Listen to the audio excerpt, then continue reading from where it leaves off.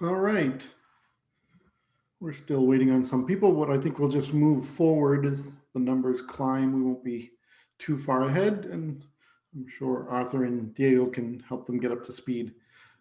Our agenda today is going to be kind of jumping back. If you're following in the PDF, it's going to be lessons 1 and 2 on the cut page. So that's what we're going to start with. It's going to be all new material. We're going to leave our age of airplanes behind and work with some new content.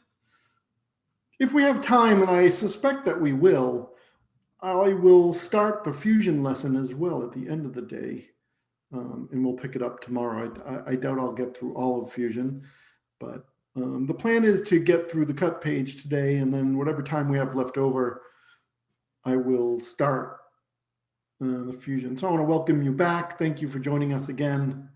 We certainly appreciate it, and I hope you're getting something out of this. This is great. If you will, launch DaVinci Resolve and get to your project manager. If you already have it open and you're maybe in that Age of Airplanes project, get to the project manager window, and that's under the file menu, File, Project Manager. And you can meet me there. So this is lesson 1 in the PDF. The cut page is a brand new page. Well, it's a relatively new page in DaVinci Resolve. It's not new in 17. It's been in 16, but it's enhanced. So it's the newest page in DaVinci Resolve. And it is a bit of a different style of editing for a different purpose. So it's an editing page, but it's a little bit different. So we're going to go through a lot of similar type things that we covered, but you'll see how it works a little bit differently, and I'll explain why as we go through it. But we're going to go through importing some new clips, how you review them, how you edit them together, a nice little feature called the source tape, and then we'll get into some audio and trimming as well. So that's kind of our plan as we go into this lesson 1 in the PDF.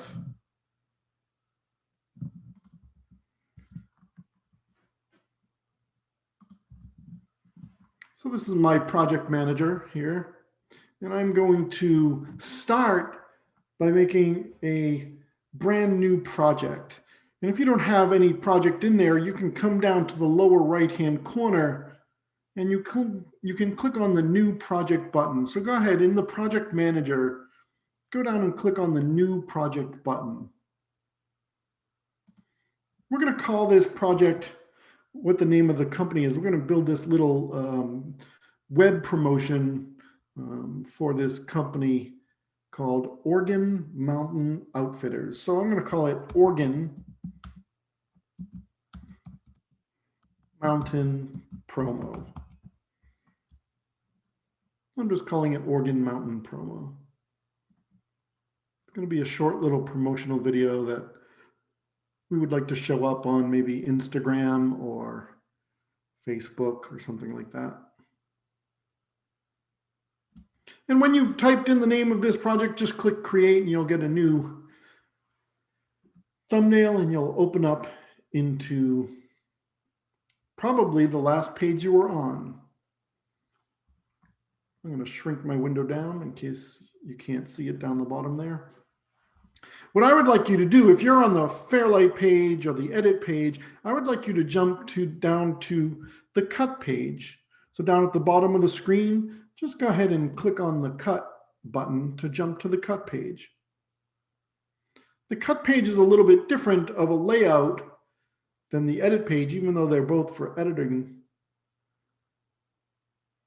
Over in the upper left-hand corner, this is your media pool, right? This is where all of our clips will end up, just like on the edit page. In the middle here, there's one single viewer. It switches between your source and your timeline, much like on the edit page when we were using that single viewer mode, it would switch automatically. Same thing happens here inside of the cut page. Down below is a timeline. In fact, there are 2 timelines here, and we'll get into that in a little bit. And then in between the viewer and the timeline is your toolbar. Lots of tools over here. In fact, most of the things you're going to be using are buttons on the screen. Very little in the cut page is a right click, unlike the rest of Resolve. Everything is intended to be right there, a single click away from doing the action that you want. So it's designed to be very, very quick for the most common type of editing tasks. It also has a nice user interface for laptops. It's not as expansive as the edit page. So this will work better on laptops. And it's really geared towards quick turnaround, short form projects that you might want to get to the web or just output very quickly, like a news story or something like that. Over on the right-hand side is your inspector. And that's the same inspector that you've been using in the edit page and in the Fairlight page. But just like we have done in the past, I'd like to start by just going up to the workspace menu and choosing to reset UI layout. So everyone can just join in and just go to the workspace menu and choose reset UI layout. That will make the default layout for you.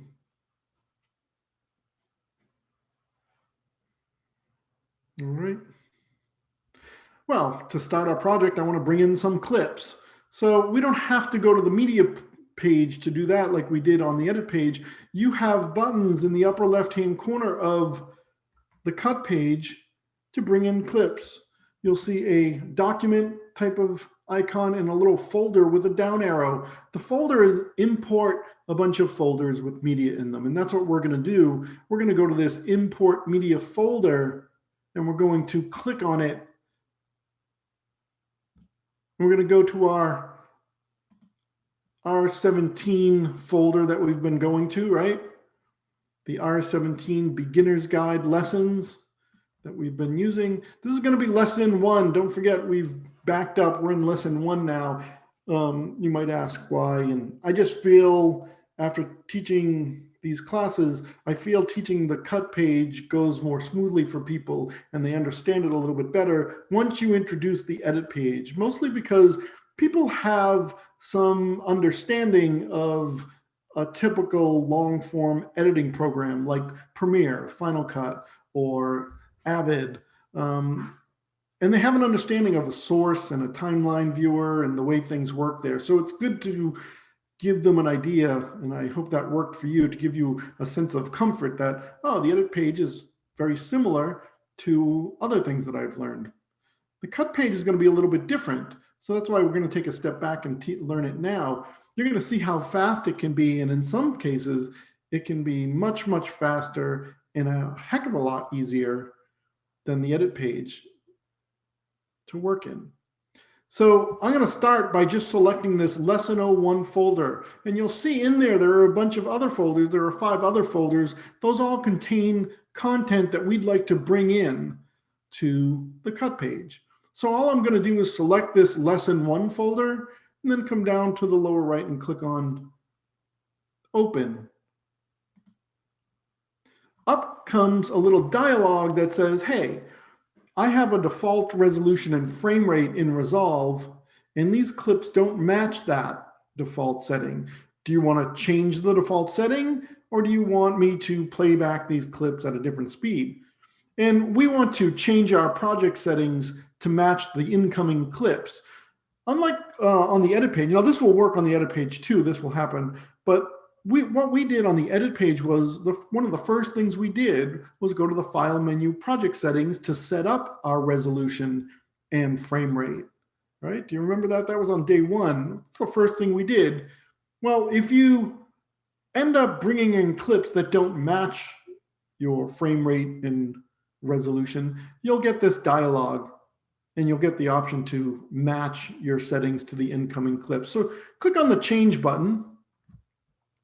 And what you'll end up with in the upper left-hand corner in your media pool are a bunch of folders, right? A bunch of bins with clips in them. We are in the master bin, just like in the edit page. And you can see in the upper left-hand corner, we are in the master bin and in the Lesson 01 bin, right? So it's brought in all of these folders and created bins out of them automatically for us. And just like in the edit page, the master bin contains everything. There's no different. You can bounce back and forth at any time between the edit page, the cut page, Fairlight, the color page. All of the pages work together. Again, this is just a different view, but the project itself can work in any page, and you can often bounce between the edit and cut page because you feel something goes a little bit faster. Maybe you're doing more audio work and you want to do it in the edit page. You can bounce between the pages without any problem at all. We're going to start by going into this interview bin. So if you go over into your media pool and you find that interview folder, go ahead and double click on that interview folder and you'll see all the clips that were imported along with that folder. This looks just like, your edit page thumbnails. In fact, up in the upper right-hand corner of the media pool, you can see that you have a list view button, right? Hey, Dion, can you show the import folder button one more time and explain the difference between import folder and import file? Yeah, well, so we use the import folder button, which is the folder icon with the down arrow, but to the left of it is an import media. The import media is for selecting a clip or a few clips and bringing those in. But if you have a bunch of clips and folders or different files and folders, and you want to retain that folder structure as bins, you can use the import folder. If you just want to bring in a bunch of media files without any concern about which folder they're in, and you're creating your own bins in Resolve, then you can bring in import media, right? So we were just bringing in the folder structure and making bins out of them automatically. That's why we chose the folder button. So we're in the interview bin right now. We have a bunch of clips. In the upper right-hand corner, just like in the media pool on the edit page, you have a list view. Go ahead and click on the list view. It's the same exact kind of thing that you had in the edit page. There's no difference really between them. However, in the there are different views in the cut page.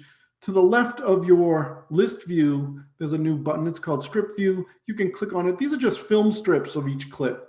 So if you wanted to see a film strip of each clip, you can view it that way. To the left of that button is your thumbnail view, right? This is pretty the same exact thing that you have on the edit page. What we're going to use is a new view for the cut page in DaVinci Resolve 17. This is the metadata view.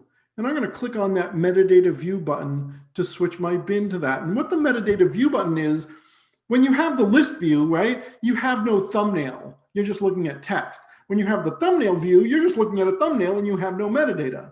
So this is kind of a nice midway point or combination of the two. You get a nice visual with the thumbnail and you get probably the most important or what is thought to be the most important types of metadata. It's not going to show you all the metadata, but it's going to show you some critical metadata like the file name, when it was created, time code. And if you have metadata like shot, scene, camera, that, it will actually show that as well. We don't have that on these clips, but we can add them. But this metadata view is a nice view when you want to see some metadata, critical metadata, and you want to have a representative thumbnail as well. You can sort this just like you can in the edit page over in the upper right corner, kind of underneath the name of the project. You'll see that little sort menu icon. It's the drop down arrow with the 3 dashes. Right? That's the sort menu. You can click on that. You can see you can sort the bin in any view. You can sort it by these different styles. Make sure that yours is sorted by time code. Make sure there's a check next to time code and make sure it's in ascending order. Down at the bottom, you can see ascending, meaning lower numbers are at the top of this bin and higher numbers are at the bottom based on time code. So we're sorting based on ascending time code in our bin.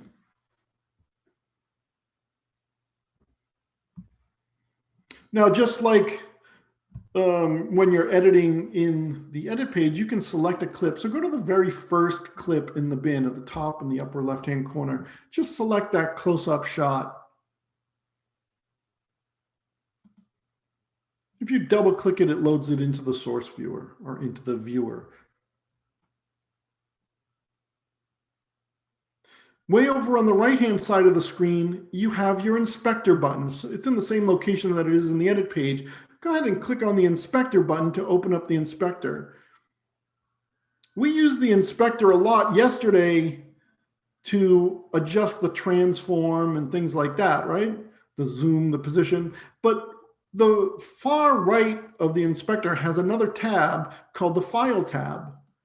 This File tab gives you some metadata information.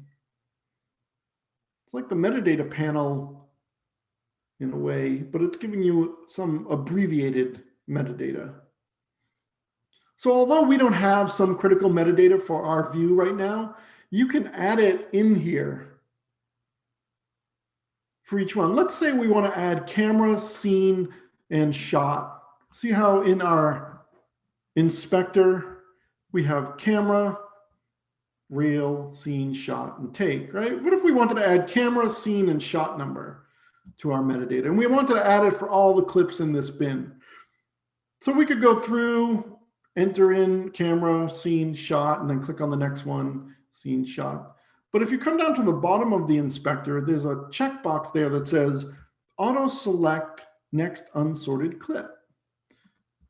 And that's going to allow us to enter in the camera, scene, and shot and use our keyboard without having to switch between clips. So let's add some information. We're currently on the very first clip at the top of the bin. And I'm going to tell you what the camera, scene, and shot does, but we're going to just use our keyboard. So just click inside the camera field as if we're going to type the camera number or letter. We really have two cameras. If this is a two-camera shoot, so we're going to have two cameras. We're going to have the D camera and the F camera. This close-up type shot is the D camera. The wide shot is the F camera. So what I would like you to do is just type in D for the camera. D as in Dion. Then we're going to go down to scene, and you can just press the tab key. Press it once, it will go to the reel field. Press it again, it will go to the scene field. This entire interview is scene A, so all of the clips that we add metadata to is going to be scene A. So go ahead and add A in the scene field. Hit tab again, it will go to the shot field. This shot number is 002. So type in 002. To go to the next clip, you're just going to hit enter or return, whatever key you have there. Just hit enter or return, and it jumps to the next clip. You can see the next clip is highlighted in the bin. This is the wide angle shot. The wide angle shot is camera F. So type in F for the camera. F is in Frank. F is in Francis.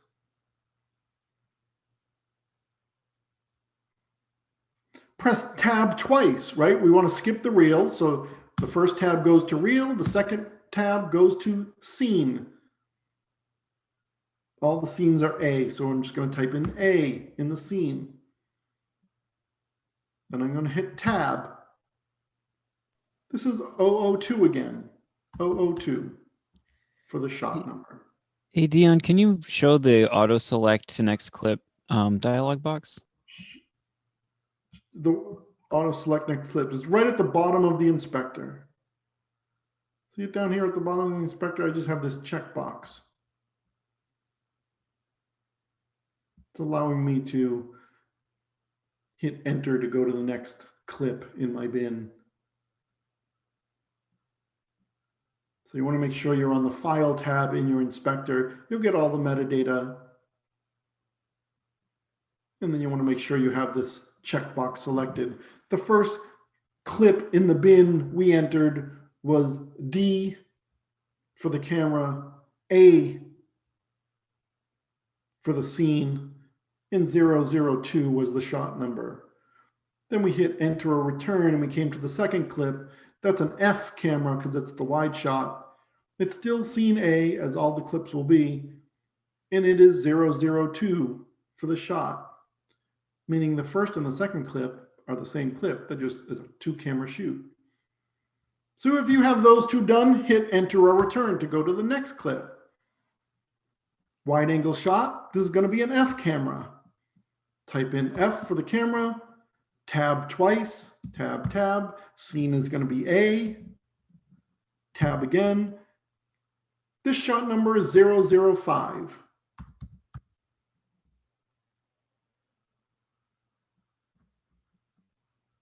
If you enter 005, we're at the end, hit enter. Go to the next clip. This goes really fast when someone's not telling you what to enter. You can do this pretty quick. This is the close-up. It's the D camera. D is going to be the camera. Tab twice to get to the scene. A is the scene, as it is always. This shot number is 005. And then hit enter. D camera, A scene, 005, and then hit enter. It's a wide angle. Wide angle is the F camera. We're going to hit F in the camera, tab twice. A is the scene. Tab again to get to the shot. This is shot 006. Once you enter F for the camera, A for the scene, and 006, hit enter. Go to the next clip. It's a close-up. Close-up is the D camera. Tab twice to get to the scene, which is A. Tab again to the shot 006. Hit enter. See how quickly this goes when you get in the rhythm of doing this? You can instantly add missing metadata just by tabbing and entering to the fields.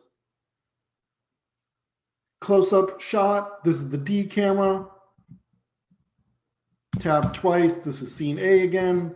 Tab one more time, this is shot 008. And then hit enter for our last clip. So the last one was D, camera, A, and then 008. This next clip, which is the last clip, this is the wide shot, so it's the F camera. Tab twice to the scene, which is A, and tab for the last one, it's 008 is the shot. Look over in the bin when you've done that, this last clip.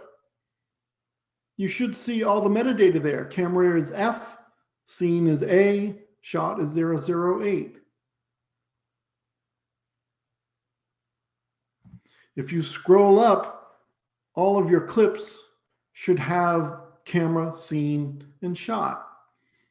And instead of looking at this based on time code, we can sort this bin based on scene and take now. Scene and shot, sorry. Click that sort menu. And down in your sort menu, you can say, oh, sort this by scene and shot, please. Now it's a 2-camera shoot and all of the shots are going to be next to each other, right? So we can easily find alternate takes. And you can see now at the top of each clip in our metadata view, you have scene and shot, scene and shot, scene and shot. So it's sorted by that metadata. Now this view becomes very helpful because you can see the metadata and you can see the thumbnail. It's a great new view for your media pool that's new in DaVinci Resolve 17. Let's start making some edits. I'm going to start with this very first clip at the top of your bin. It should be scene A, shot 002. Double click on it to load it into the source viewer or into the viewer itself. Just like in the edit page, if you move your mouse pointer, your cursor over the thumbnail, you get a live preview, right? So you can move up and down. You can use that thumbnail as a live preview to get to a point. And you can see underneath the video in the viewer, you have the audio waveform. So you're able to see the audio waveform that belongs with the clip. I'm skimming over to the far left of the thumbnail, so I'm at the beginning of this clip.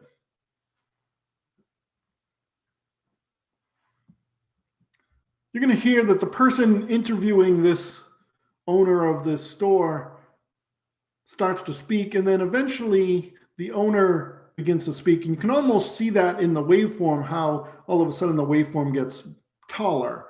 And that's pretty much where he begins to speak. So using the live preview, skim over the thumbnail and position that red playhead right before you see him start to speak. He kind of laughs a little bit, and try and move it skimming just before he laughs.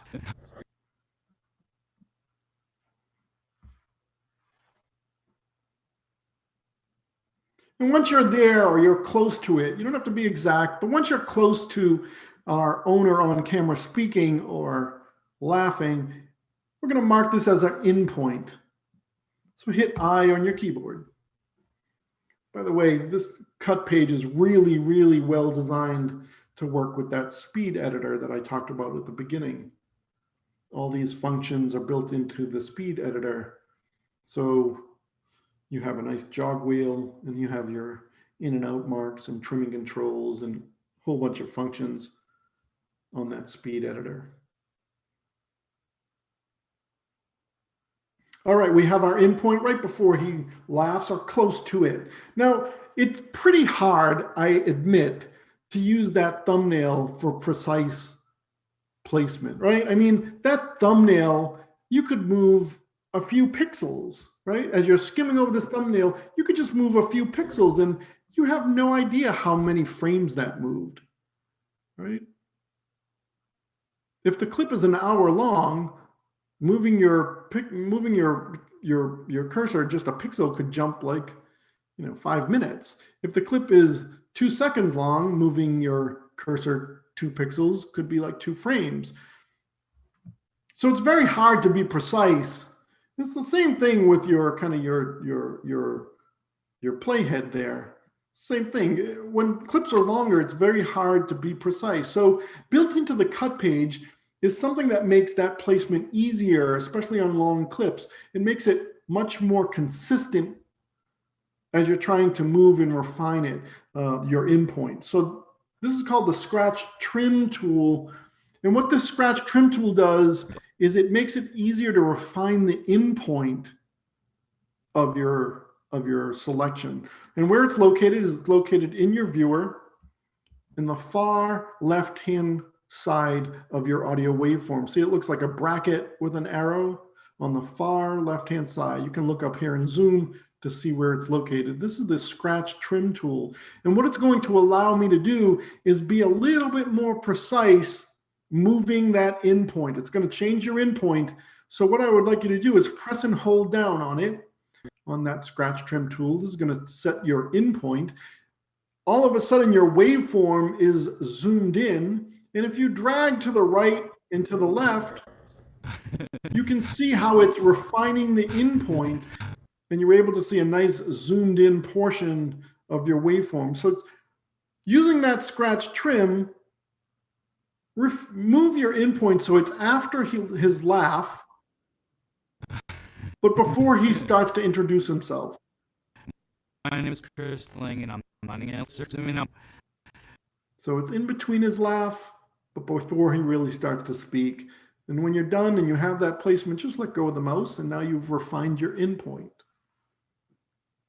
That Scratch Trim becomes very, very handy, especially on longer clips where moving that red playhead can be tricky. It jumps a lot of pixels. Just a few pixels could jump 10 seconds, 20 seconds. Whereas that Scratch Trim will always be consistent because it zooms in by the same amount and gives you a nice consistent movement. All right, with our in point set, we want to find an out point. I'm going to play it here so you can hear this. He introduces himself and he says where he is. That's when we're going to start mark an out point. He says he's in Las Cruces, New Mexico. So take a listen up here first, and I'll show you where the out point's going to be. My name is Chris Lang, and I'm the founder of Oregon Mountain Outfitters.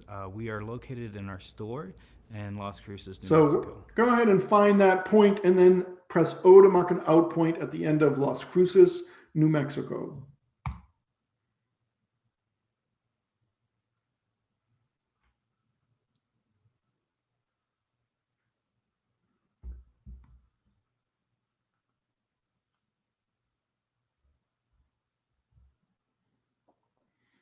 Don't worry about being precise on your out point, because you can always come to the other side of your waveform where there's another scratch trim control.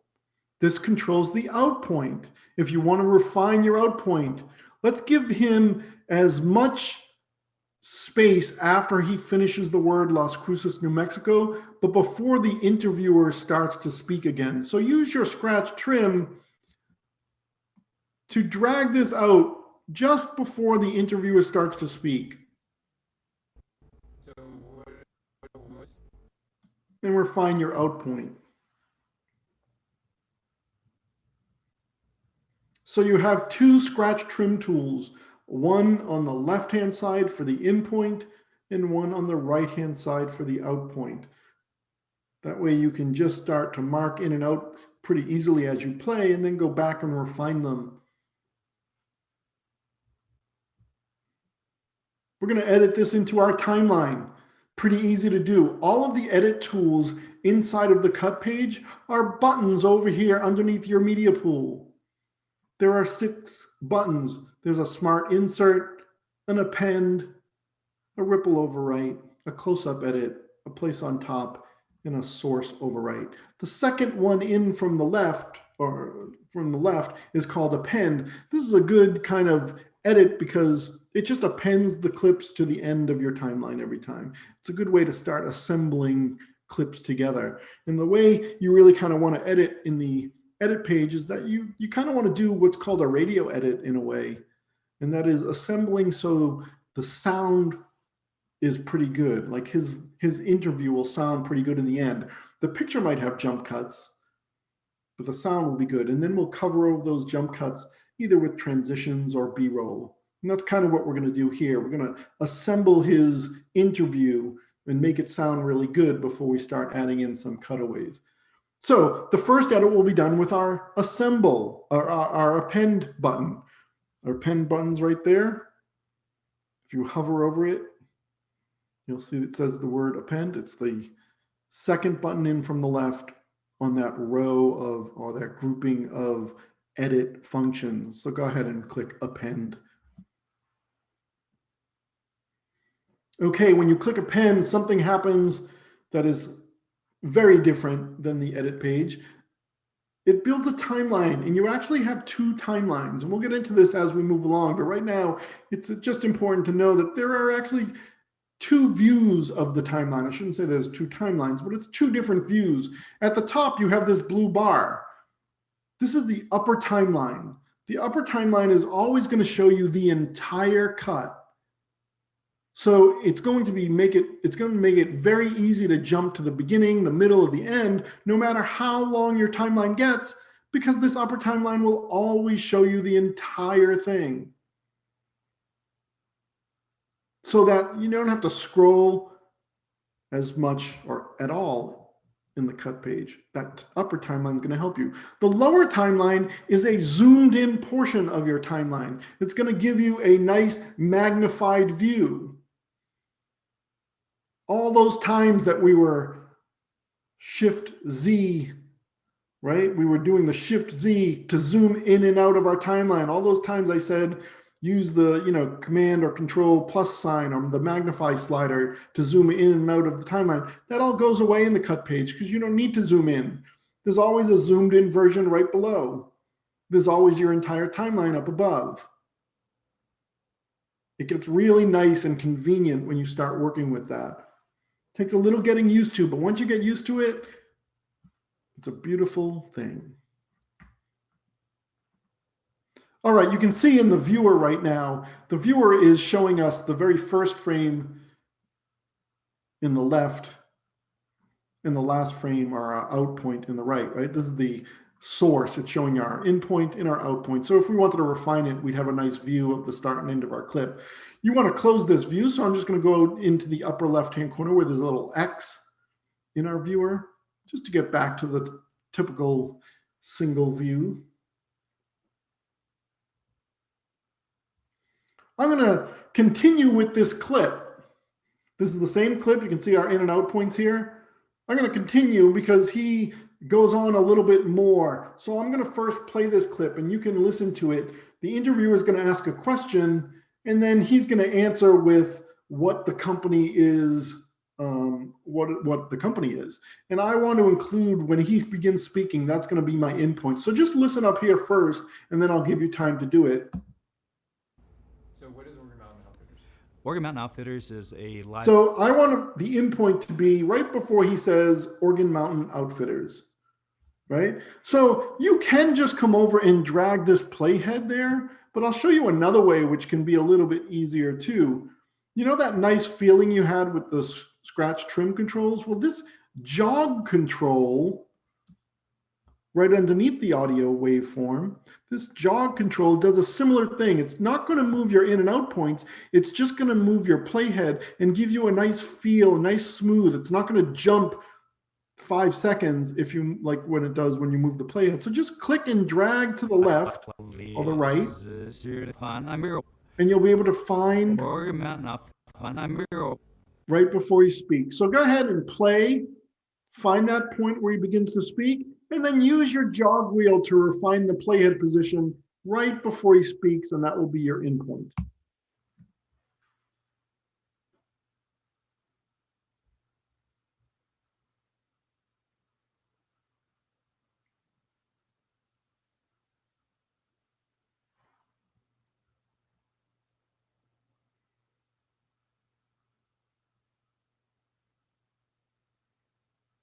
That jog control and the scratch trim controls are also done on the speed editor because the speed editor has a built-in jog wheel or a shuttle control. So that's how it's done there. This is a nice tool though. If you don't have that speed editor, you can use the jog control to get that same kind of scrubbing feel. So just make sure your in point is right before he announces the company, Organ Mountain Outfitters. And then let's find our out point. Our out point is actually going to be the end when he ends this sentence. You can kind of see the waveform ends around there. I'm going to play it for you up here so you can hear it, and I'll show you where it ends. It ends when he says, donated 100,000 lunches so far. So just give a listen up here. I'll show you, but it's going to be at the end of his kind of speech and at the end of this clip. Organ Mountain Outfitters is a lifestyle and outdoor brand that not only promotes the outdoors, but also gives back at the same time to our communities that we live in. And so with every purchase, we donated lunch to local schools, and we donated over 100,000 lunches so far.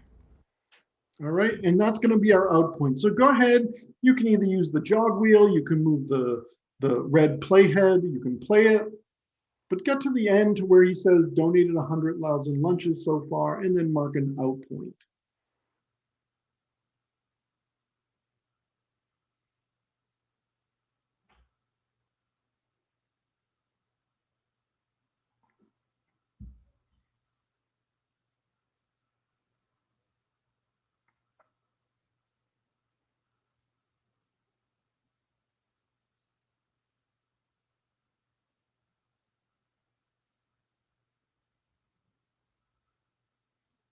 All right, you should have your out point set.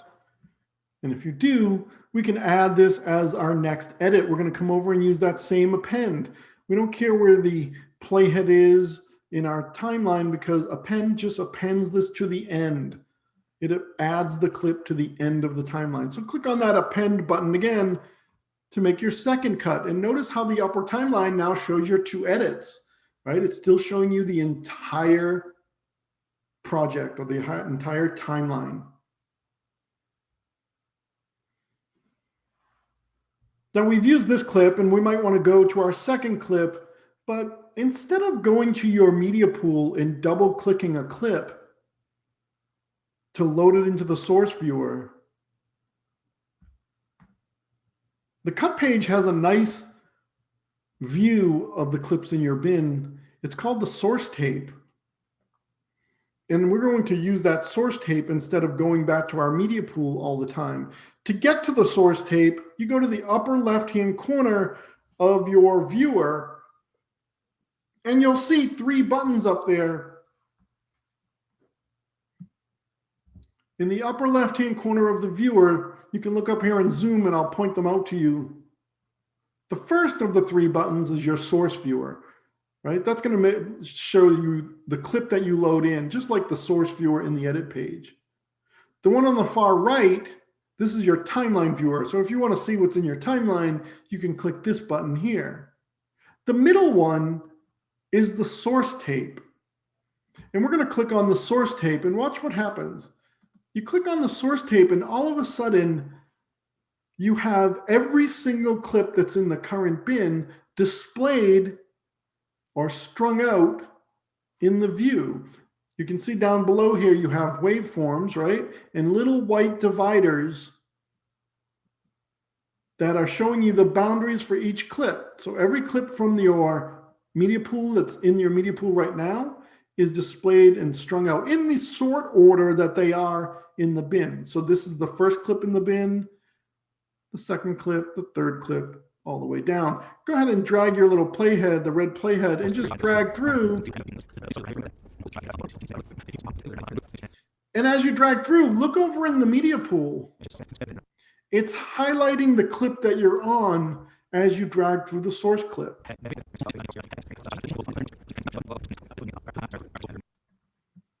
This makes it so much easier when you want to get to a clip. Rather than going into a bin, especially in thumbnail view or something, and instead of double clicking to load it, you can just go and string along. It's a nice string out of all of your clips, especially for us when we know we've sorted them by scene and shot. So we know, where's the close-up view of this take? Well, it should be right next to it, and there it is, right? Where's the next close-up view of this tape? It should be right after it, and there it is. Makes it really easy to find clips. Take 1, take 2, and take 3. They'll be right after each other if you sort them that way in the bin. So we're going to use the source tape a lot because it's going to make we won't have to go back to the bin to find the clips that we're looking for.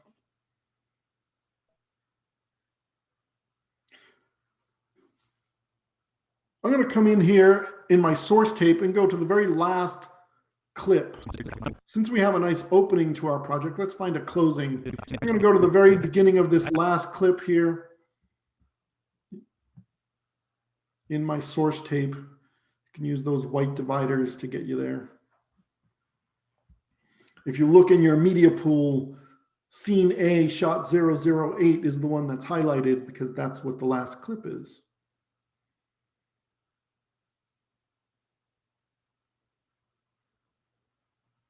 This is where he talks about what the brand or the company is all about.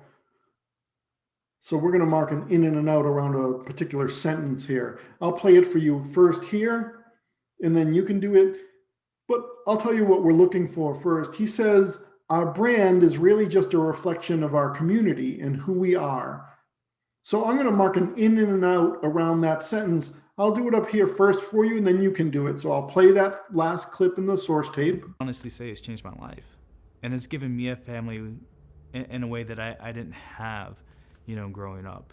And to me, that's really special. That's really unique. And our brand is just really a reflection of our community and who we are. Right. So that's what we're going to look for. That sentence, our brand. Right before he says our brand will be our endpoint, and right after he says our community and who we are, that will be our out point. So go ahead and find that and mark your in and out point, and I'll do the same here. If you want to use your jog control to get there, you can certainly do that. Our brand. I marked an in at our brand. Our brand is just really a reflection of our community and who we are. And then when you play it, you can mark an out at the end of that sentence. So go ahead and do that.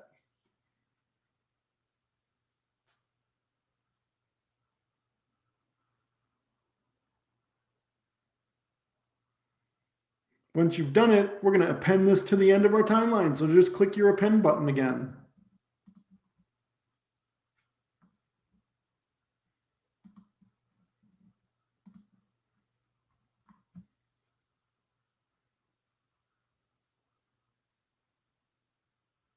right? So now if you've done that, you should have 3 clips in your timeline.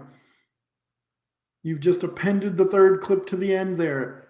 And you can see how you can see the entire timeline up above and a zoomed in version down below. Use that upper timeline playhead to drag your playhead all the way to the beginning.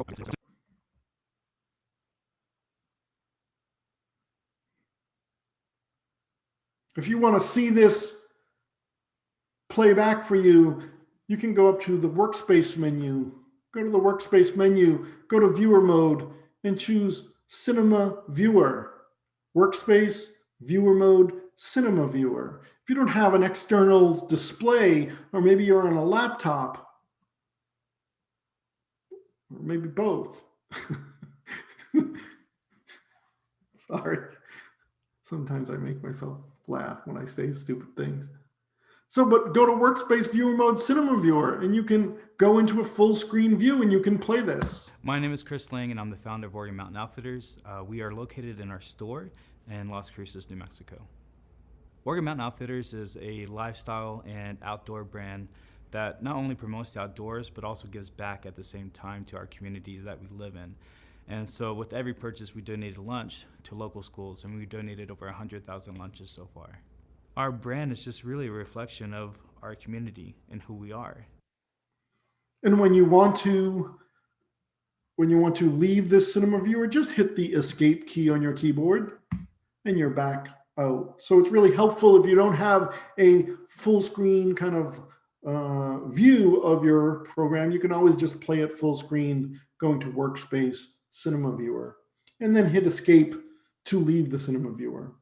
All right, we have some other clips we need to insert. We want to make a nice, better story here.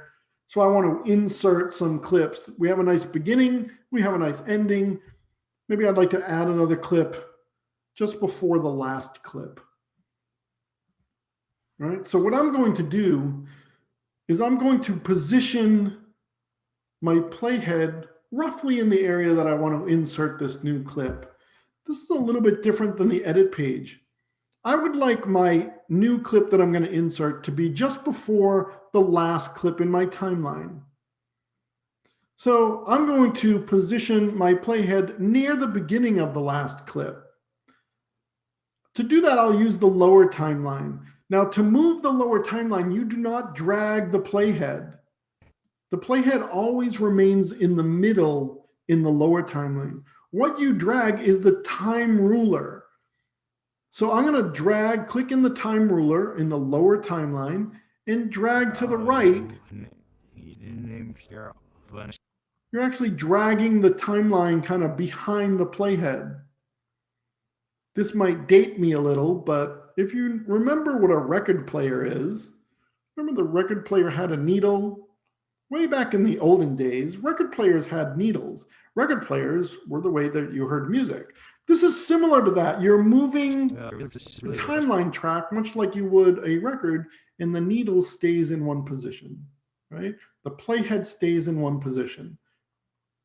So you can drag that lower timeline to refine your playhead position just by dragging in the time ruler. Now just bring yourself close to that first or that last edit at the beginning of that last cut. What I want you to notice is there's this little drop down arrow in your time ruler over a cut point. You see that little arrow kind of animates down a little bit? That is called a smart indicator. Because unlike the edit page, remember when we did an insert edit on the edit page, we said it goes at the playhead position, right? That's not true in the cut page. The cut page will automatically go to the nearest edit to your playhead. So if your playhead is close to an edit point, that smart indicator is showing you where the insert will occur, because it always goes to a cut boundary. Move your playhead closer to the end of the timeline. When you move it at a certain distance, your little smart indicator will show up on the end of the timeline saying if you insert something, it's going to go over here. right? So it tries to help you and say, I don't think you really want to insert in the middle of a clip. You probably just want to insert at a cut point. So I'll show you where that's going to be. So use your lower timeline and position the playhead close to that last cut. So your smart indicator is right over that cut, because that's where we're going to insert our clip. Now, once you've done that, we're going to go back to our source tape. Remember how to get back to your source tape? It's up in your tool, up above your viewer, those 3 buttons. Go ahead and click on the source tape button, because right now you've been in the timeline, and the timeline is the active button up there. So click on that middle button, the source tape button, to go back to the source tape. In the source tape, I'm going to go to the 4th clip. So you can count 1, 2, 3, 4, and just go to the beginning. You can just click right near the white line at the beginning of that clip. If you're in the source tape and you've clicked near the beginning of that 4th clip, in your bin, in your media pool, you should see scene A, shot 005 as the highlighted clip.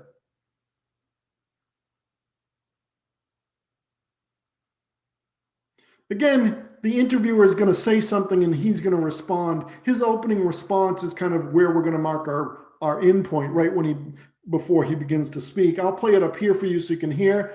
But he says something like, really being on the road, really being on the road. So we'll hear the interviewer first, then we'll hear him. And I want to mark an end point just before he speaks. So I'll probably use my jog wheel to jog myself back. So what inspires all your designs and your products? Really being on the road. So right before he speaks, I'm going to use my jog wheel. Give him a little bit of a breather. Don't get right up against his word, and mark an end point. Go ahead and find that on the 4th clip in the source tape and mark an end point.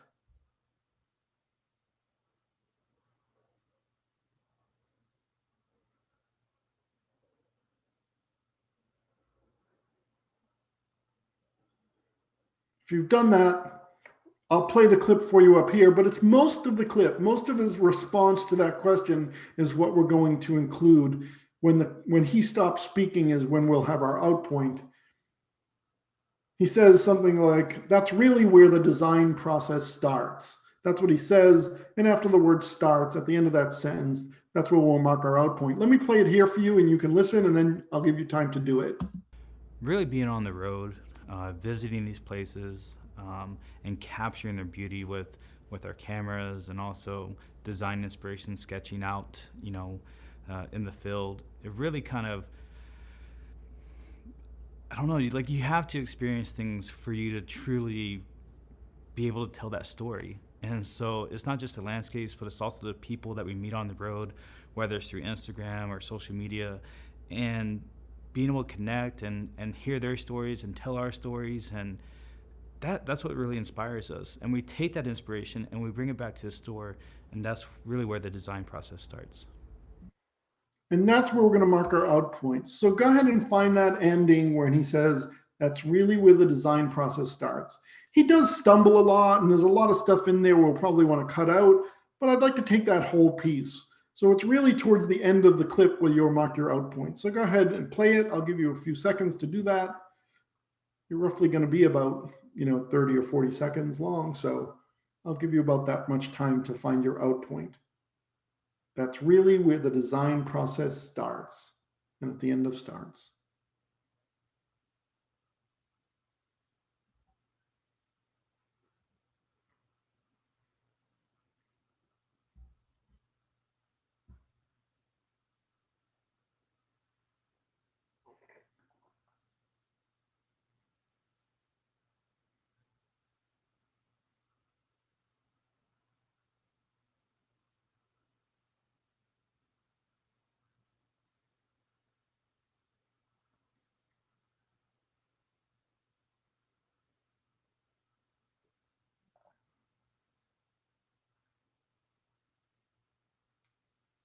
All right, you should have that out point now. We have our playhead in place. It's right close to that. You can see hopefully your smart indicator is at the start of the last clip. We have our in and out on our source tape. We need to do an insert edit. The very first button in the grouping of edit functions below your media pool, just to the left of that append button, is the smart insert. So go ahead and click the smart insert button, and the clip will be edited in at the nearest cut point, not at the playhead position, but at the nearest cut point. That's what's so smart about it.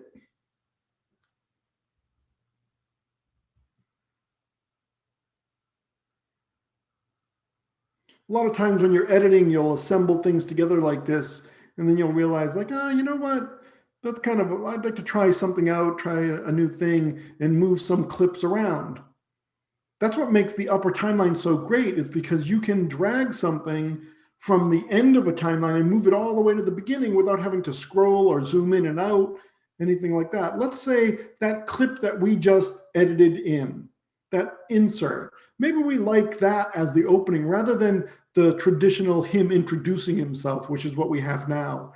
We'd rather have this nice description of what the company's about at the beginning rather than his introduction. So we want to move that cut that you just added in, that very long cut, which is the next to last clip in your timeline. We want to move it to the very beginning. We're going to use the upper timeline to do it. Just select the second clip in the timeline, or the next to last clip in the timeline. It will highlight red. We're using the upper timeline to do it. And just click that next to last clip, the one you just inserted. It's the longest clip in the timeline. Now look up here and I'll show you what you're going to do so you can notice it when you're doing it. I'm going to click and drag that clip all the way to the beginning. And when my mouse reaches the beginning, you'll see it adds a little ghosted insert. You don't want to place it on top. You want to make sure you're on the same track, and you'll see that the timeline kind of opens up and you see this ghosted clip that implies you can let go and you will have moved that clip from the end to the beginning. So go ahead and do that. Just drag that next to the last clip all the way to the beginning to make that our opening shot.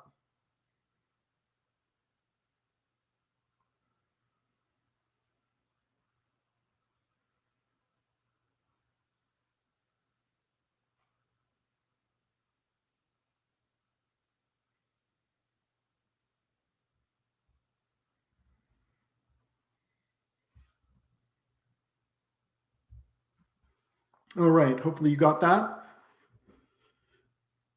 Do you see how it's nice to have that upper timeline there? It's just a constant total view of all of your edits. Makes it really easy to bounce around your timeline without having to zoom in and out all the time. These clips, some of them look very long, especially that first one. Sometimes you would like some indication of if clips are longer than a certain duration or even shorter than a certain duration, right? Sometimes it would be nice to know, do I have any clips that are really over 15 seconds? Because that seems kind of excessive. Or do I have any clips that maybe are shorter than 5 frames? Because that would imply that it's a mistake. It would be nice if we could highlight the timeline to have it indicate if there were areas like that. And in the cut page, you actually can, and it's a wonderful tool with a great icon. It's way over on the left-hand side here. It looks like a film strip with a bunch of sleeping Z's. It's called the boring detector. And that's exactly what it's used for, to find clips that may be longer than what you're thinking you should have in your project or shorter. So what I'd like you to do is click on that boring detector. The top half is a place where you can say, I want you to highlight edits that are longer than so many seconds. And you can define what that is, right? The default is that it says 45, but let's change that to say 15. So any edits that are longer than 15 seconds, they're going to be, that extra beyond 15 seconds will be highlighted to tell us you might want to check and add some edits in this so it's not such a long, boring shot. Below, we have jump cuts. Edits shorter than so many frames will be highlighted as jump cuts. We'll leave that at 5 because that seems pretty good. If they're shorter than 5 frames, I'd like to be notified. And there's a button that says analyze. And the reason it says analyze is because this is a constant thing. This isn't just a one-time shot. As you trim, as you cut things from it, the highlight areas will change. They'll update. So it's a constant analysis. It's instantaneous, but it's still an analysis. Go ahead and click analyze. And you can see that clip at the beginning has a very big gray area, highlighted area telling us this is the area that's beyond 15 seconds. You might have another area way down towards the end as well, but let's focus on that big section to start with.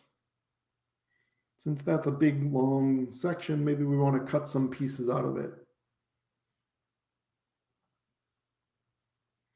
I'm going to make sure my playhead is at the very beginning of my timeline. We're going to work on this first shot here. And I'm going to play it up here to find a point where he starts to stutter a little bit. So listen up here and I'll play it for you and then you can find it. Really being on the road, visiting these places, and capturing their beauty with our cameras, and also design inspiration, sketching out, Maybe after he says the word capturing the beauty with our cameras, and then he gets into this whole design inspiration stuff, I'd like to cut it right when he says cameras, like capturing the beauty with our cameras. So let me just kind of scroll back in my lower timeline and then play it again. And capturing their beauty with our cameras. And just stop it right after he says cameras. So go ahead and find that point right after he says the word capturing the beauty with our cameras.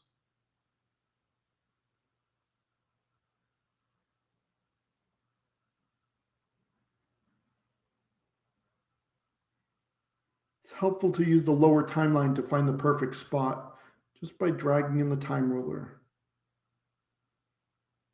With our cameras. When you find that point, again, you don't have to be super specific. Don't worry about that. But get close to the end of the word cameras. When you find that, we'd like to add a cut point. Remember we had a through edit? We used the blade tool to click on that point. Well, you have a similar tool in the cut page. Next to the boring detector, you'll see these scissors. And what the scissors will do, it will add a through edit or an add edit. It will cut the clip that we're over right over the playhead position. So go ahead and click on those scissors and you've split the clip in half. So I want to keep the first half. That first half was good. That was a good opening line, but now he starts to stumble. So let's find the ending of this and cut out from our playhead position on. And I'll play this first for you. And then I'll let you go and find the same spot. We're looking for an area where he says, go and be able to tell that story.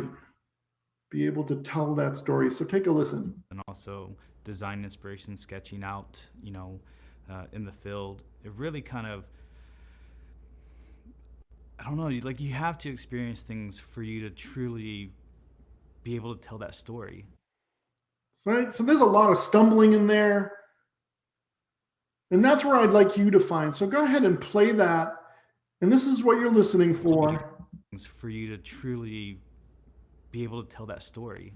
Right at the end of story. So go ahead and find that and add a scissors right at the end of story. Just use that scissors button again when you find the word scissors. When you find the word, be able to tell that story.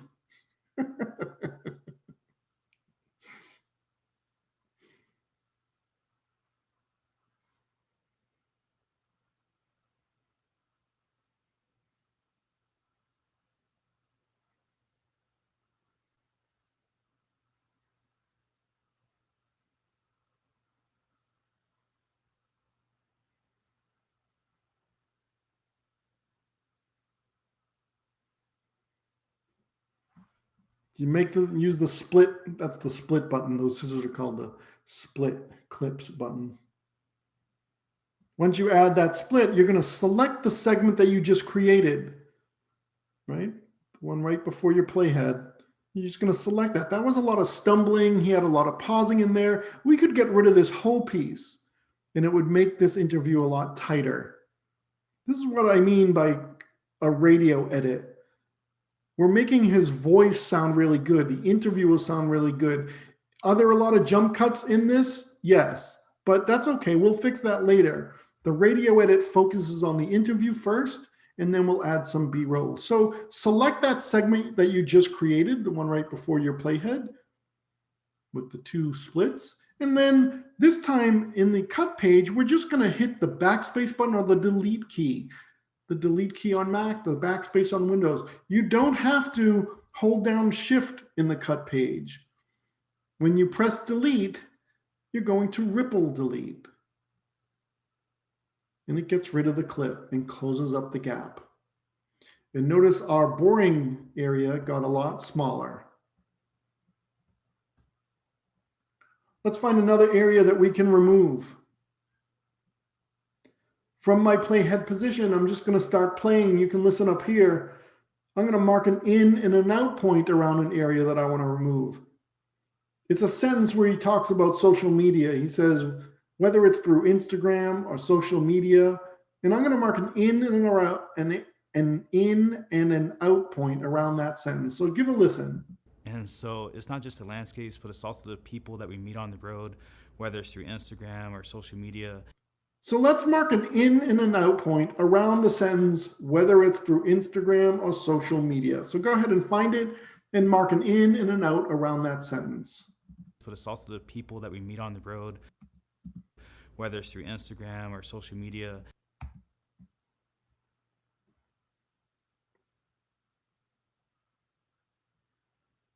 I for in point, O for out point.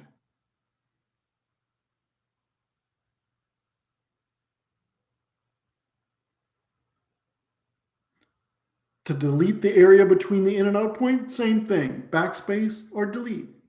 You go ahead and press it.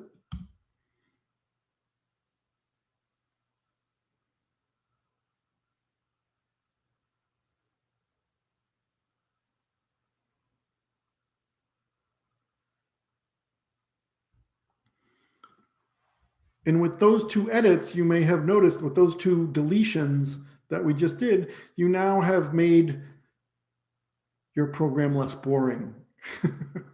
Well, based on your boring detector, right? You removed all the highlighted areas, so you don't have any one portion or any one take longer than 15 seconds. It's just a nice guide. You can turn it on or off just by clicking that button again. But sometimes it's a nice guide, especially for jump cuts, where you leave an extra frame here and there and you didn't really mean to. All right, what I'm going to do is I am going to move, since I don't have any more boring areas, I'd like to maybe look at, maybe I can change some angles. For instance, in my timeline, I'm going to move my upper timeline playhead to the beginning of the fourth clip. The fourth clip in your upper timeline, 1, 2, 3, 4, kind of right in the middle there. This is the shot where he introduces himself. Let me play it for you right here. My name is Chris Lang, and I'm the founder of Oregon Mountain Outfitters. Right? So he introduces himself. I'm going to position my playhead right at the beginning of that clip, the fourth clip in your timeline. This is where he introduces himself, and yet the angle is him looking off into space. I'd rather have an angle where he's looking into the camera and introducing himself, right? He should be talking to his audience, not looking off into space doing it. So I wonder if there's another angle.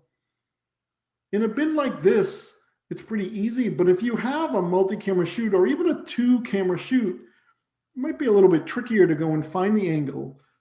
The cut page has this amazing tool called a sync bin that makes multi-camera, in this case 2-camera shoot, so much easier to edit with. It's called a sync bin, and we're going to go up and choose the sync bin. Up in the upper left-hand corner, right next to your media pool, you'll see the button called sync bin.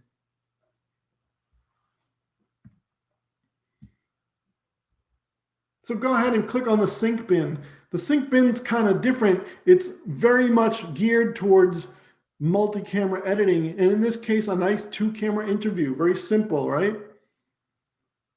And it automatically shows me the 2 cameras that are the same action. Now, you automatically, if you have the same time code, it will go and sync them up as we have here. So we didn't have to do anything because it just looked in the bin and said, do any clips have the same time code? And these 2 do. So it's showing us the 2 clips of the 2 camera angles that are in sync with each other. Now, if you don't have matching time code, there are other ways to do it. You can match it by audio waveforms or in and out points. We're not going to get into that in this class, but in the advanced editing class, you can. But for our purposes, we had matching time code, so it works automatically. We didn't have to do anything. And you see the 2 camera angles in our viewer. And in fact, if you come down into your upper timeline, right? Come down into your upper timeline and drag that playhead forward a little bit. Personally, I'm the founder of Warrior Mountain Outfitters. We are located. Notice how the 2 cameras are staying in sync. And in the sync bin, it's showing you the 2 cameras and they're in sync there as film strips in the sync bin. Right? I'm going to make sure my playhead is at the beginning of that 4th clip. Just make sure your playhead is at the beginning of that 4th clip. I would like to use my 2nd camera angle where he's looking into the camera. To do that, I'm going to come up into my viewer and click on camera number 2. Just click on the thumbnail, the frame that's in the viewer. And as soon as you do that, 2 things happen. It expands camera 2 to fill the screen, and it marks a 5-second in and out point from the playhead, from the current playhead to position, 5 seconds, and it marks an out point. So I automatically am ready to cut this in. And you use a special edit feature that is kind of goes in step with the sync bin. It's the last edit button in the list. It's called source overwrite. And the source overwrite kind of makes sure that it uses time code to match up the playhead in the timeline with the time code in the source viewer. So you just click on the source overwrite button. And notice it adds a video track 2 and it cuts it on top. You now can move to another angle. You can just keep going down. Everything's going to be in sync. You don't have to worry about that, even though there are cut points in here. Hey, Dion, can you show opening the sync bin one more time, please? Sure. Up in the upper left-hand corner, usually you're on the media pool, way in the upper left-hand corner, but we're going to come to the right of the media pool. You'll see sync bin. And just click on it. And automatically, if there are any synced clips underneath that match what's underneath your timeline playhead, it's matching them up in the sync bin. So the sync bin is showing you the exact frame that you are in the timeline on all source clips that match that same source angle. It's automatically doing that for you. So I could just hit the source override button and edit right away, knowing that all the angles are in sync. I just have to select the angle I want and source overwrite, and it keeps things in sync.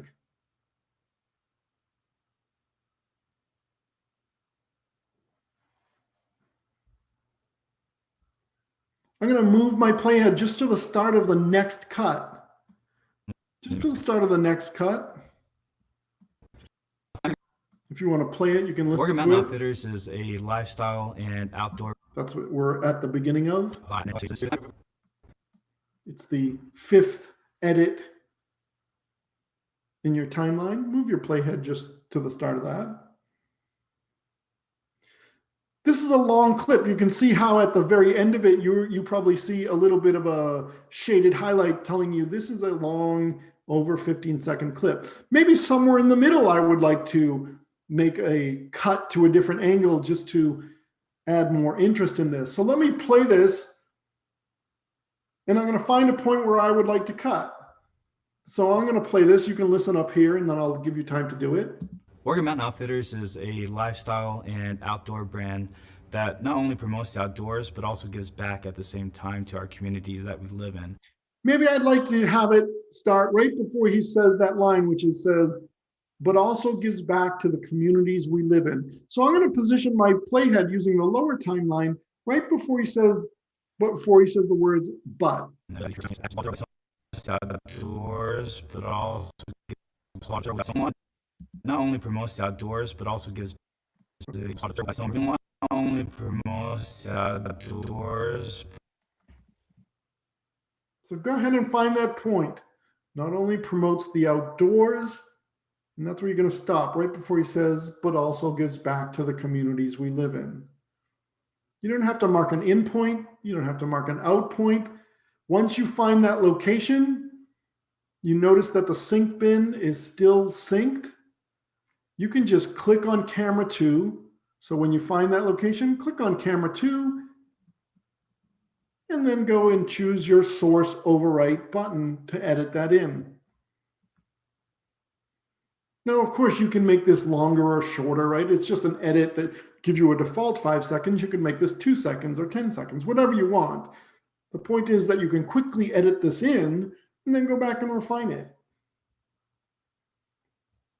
When you want to go back to normal editing, all you have to do, and you can follow me on this one, once you make your source overwrite, go back up to the media pool and just click media pool. So make that source overwrite and then click back on your media pool and you're back to normal editing.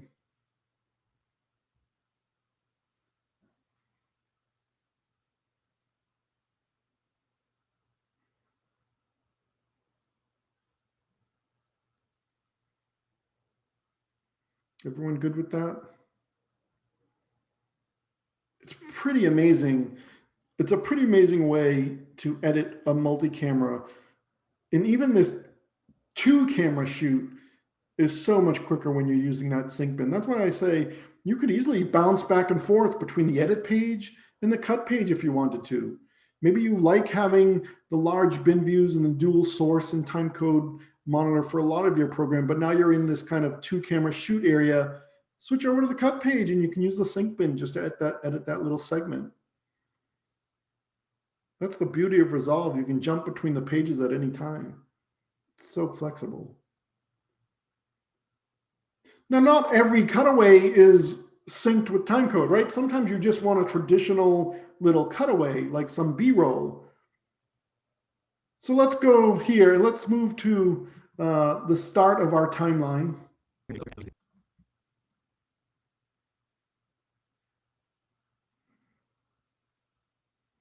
I'm going to play this for you so you can hear it, and then I'll let you do it. So I'm going to play from the start of my timeline. Really being on the road, visiting these places, and capturing their beauty with our cameras. And so it's not just the landscapes, but it's also the people that we meet on the road. Did you see, like, the cut from the first angle to the second is very similar. It's a bit of a jump cut. So I would like to add some B-roll. Instead of seeing the second cut in the timeline, I would like to add some B-roll. So I'm going to go to the very beginning of that second cut in my timeline and mark an in point. Go to the end of that second cut and mark an out point. Just right around that second cut, you're marking an in and an out point.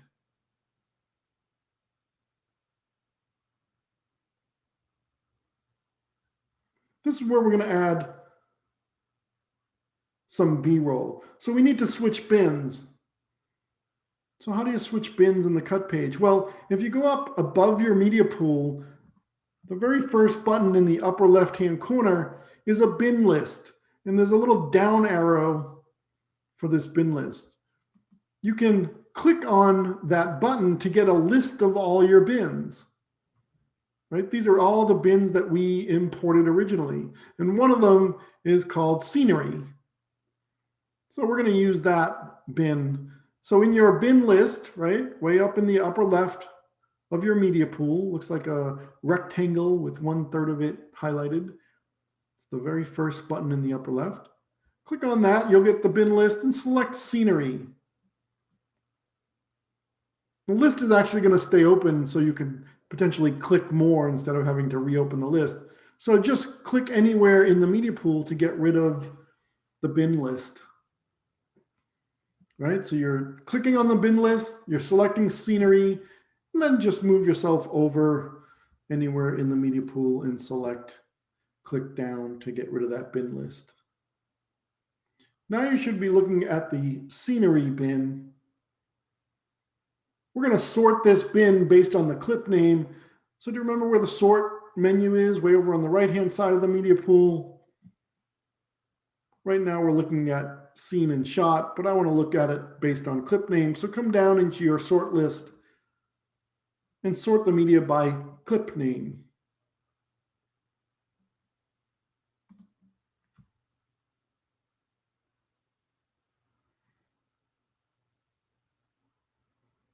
Right now we're looking at the timeline viewer. We're going to go back to the source tape. Source tape is that middle button again. Go ahead and click on it, and all the clips from that scenery bin are now in our source tape. If your playhead like mine is on the first clip, then the first clip is highlighted in the media pool.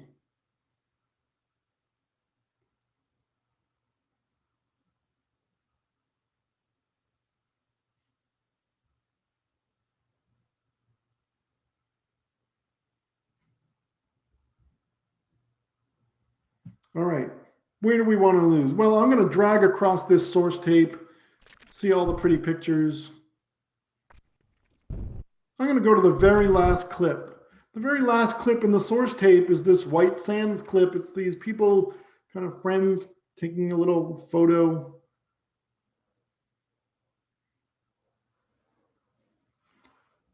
We have an in and an out point in our timeline. I just need an in point in my source.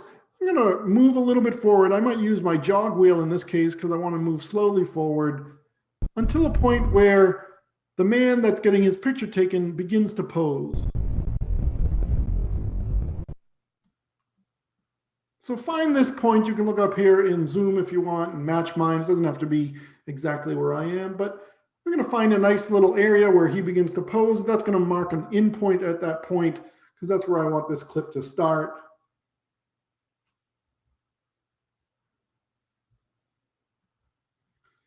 Notice that there is audio with this clip. In this clip, it's just wind noise. I don't really need wind noise added to my program. So even though I want to add this at a cutaway, I only want to add video only. I don't want to add any audio from this clip. It's not very nice natural sound. It's just wind noise. So how do I make a video only edit? Well, over on your timeline, to the left of your upper timeline, you're going to see these two buttons. One has a little musical note. That's going to be your audio only edit. And one's going to have a little film strip. That is your video only edit. Go ahead and click video only.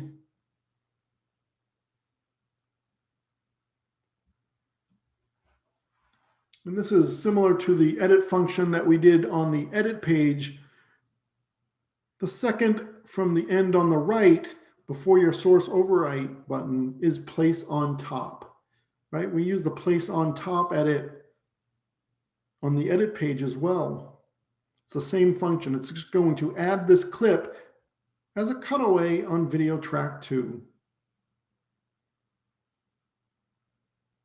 So go ahead, once you've marked your endpoint and turned this into a video only edit, go ahead and choose place on top to make your place on top edit.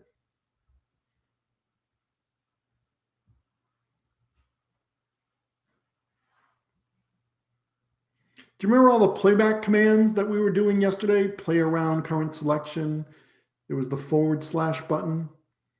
That's all that works in the cut page as well. Press the / and play around just to see what your cut you just made is. But it's also the people that we meet on the road and being able to connect. Right? Gives you a little preview.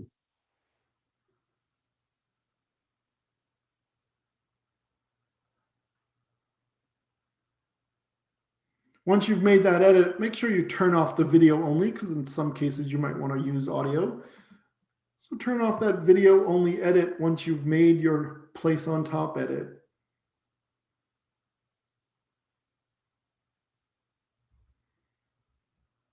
Let's do another kind of cutaway here. In the upper timeline, move your playhead all the way to the last edit. Using the upper timeline, just drag that playhead all the way to the last edit there.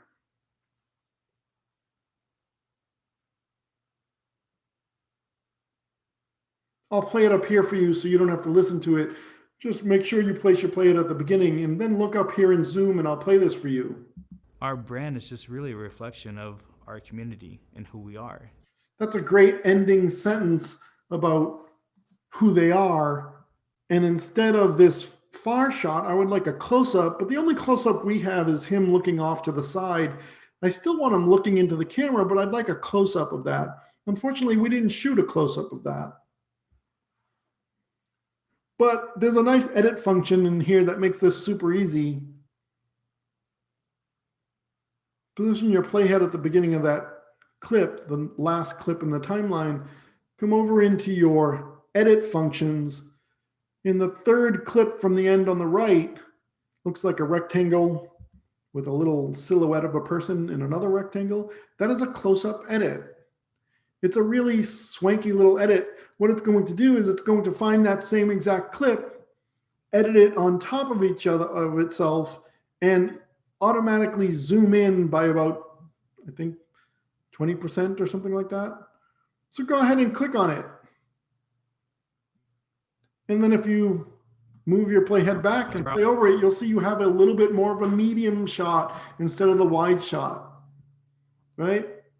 It creates a little close-up for you. It's just a nice little added benefit. You could have done it yourself, but this saves you a few steps.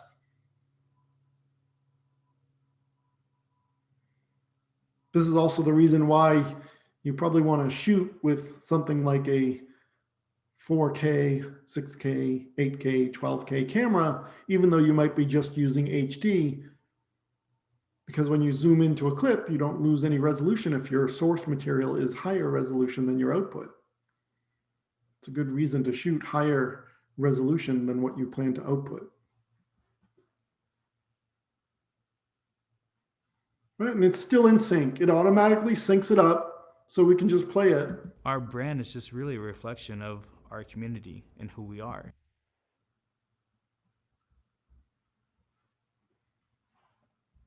Pretty good. Pretty good. All right, go to the start of your timeline. Move in the upper timeline, just drag the playhead to the start there. This program is starting to take shape, but it lacks a little musical element. So we'd like to add some music here. Go back up to your bin list because we have to switch to our audio bin. Very quick and easy to go up to your bin, click on the bin list, choose audio, and then just click off of the list somewhere to close that list. The bin list, choose the audio bin. In there is just one clip.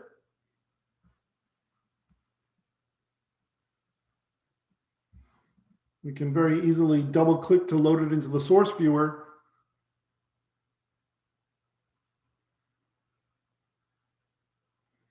You could drag and drop it into the timeline, but you know, that's a little finicky because sometimes you don't know if you're dragging right up against the left edge or something like that. Instead, if it's loaded into the source viewer, you can see it has a mark in and out point at the beginning and the end.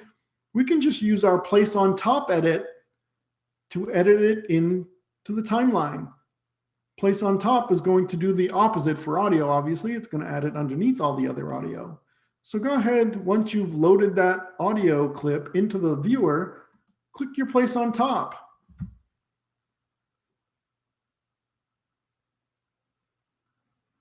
Now you've added a music track.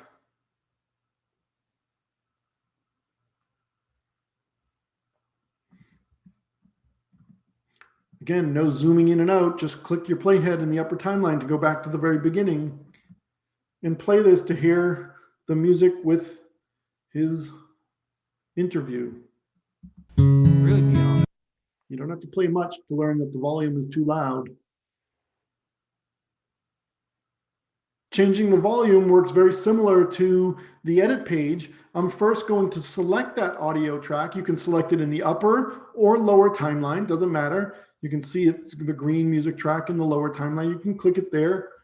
The timelines are both very active and interactive devices. They're not just views.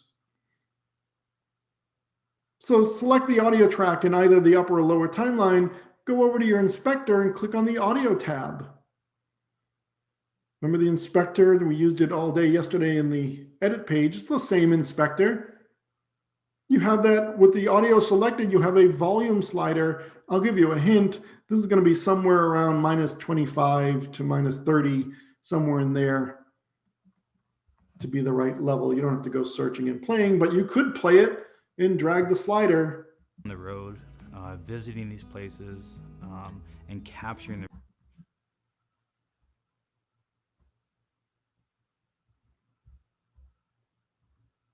We're going to do one last thing before we take our break. So go ahead and set that volume level in the inspector. Somewhere around -25 to 30. I don't want you to have to spend all day trying to figure out what the right volume is.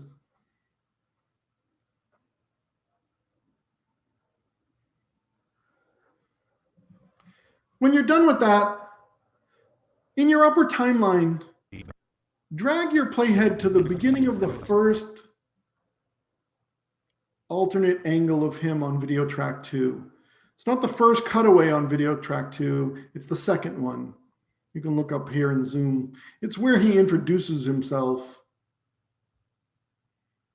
Just position your playhead right there at the beginning of that. And I'm going to play it here, and then you can play it. My name is Chris Lang, and I'm the founder of Oregon Mountain Outfitters. Now, I don't know if you can hear that over Zoom, but if you play over that cutaway clip, listen to it carefully, and you'll hear some phasing because audio from both angles are playing. Is that right, English? Audio from both angles are being played. Go ahead and listen to it.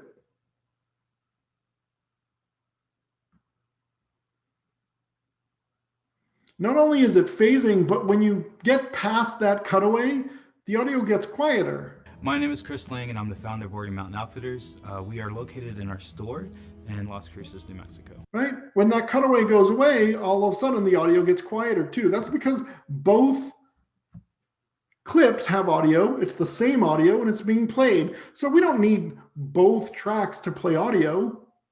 So how can we mute one? Well, you can come down to the clip. I'm going to come down into the lower timeline to the clip that's on video track 2.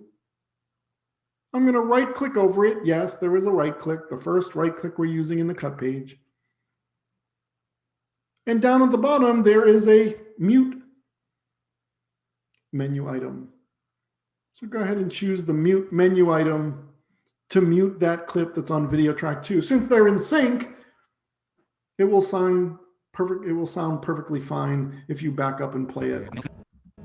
My name is Chris Lang, and I'm the founder of Oregon Mountain Outfitters. We are located in our store in Las Cruces, New Mexico.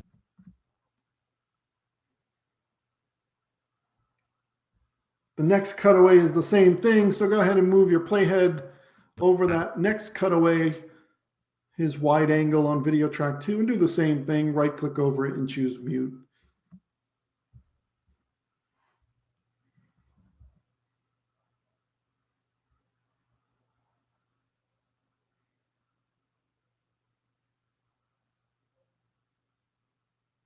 In the book, that is lesson 1. And that's a lot of the editing functionality in the cut page. We're going to take our break now. When we come back, we're going to learn about how you trim in the cut page and also how you add some effects, titles, and finally how you output in the cut page. All right. So go ahead, take your break. We'll be back in 15 minutes and we'll start on lesson 2 for the cut page.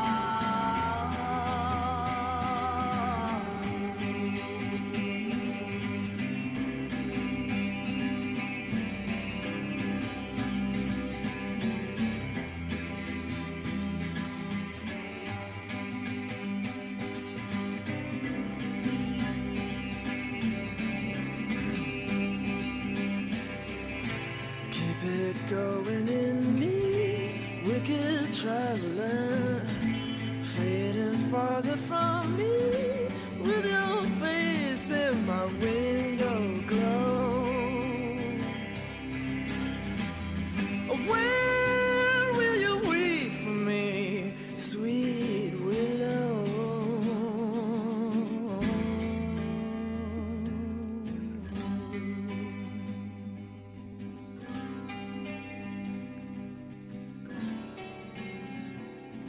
It's okay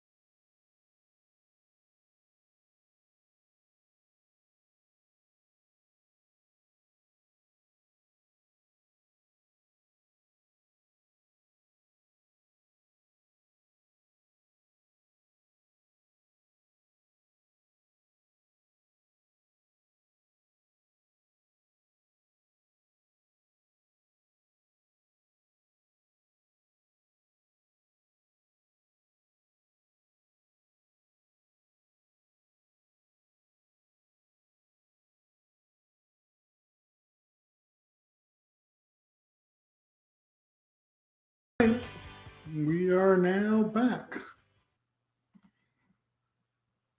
We're going to continue on with the cut page. We're going to do some finishing in the cut page. That's going to have to do with some transitions. We're going to learn about resizing and stabilizing clips.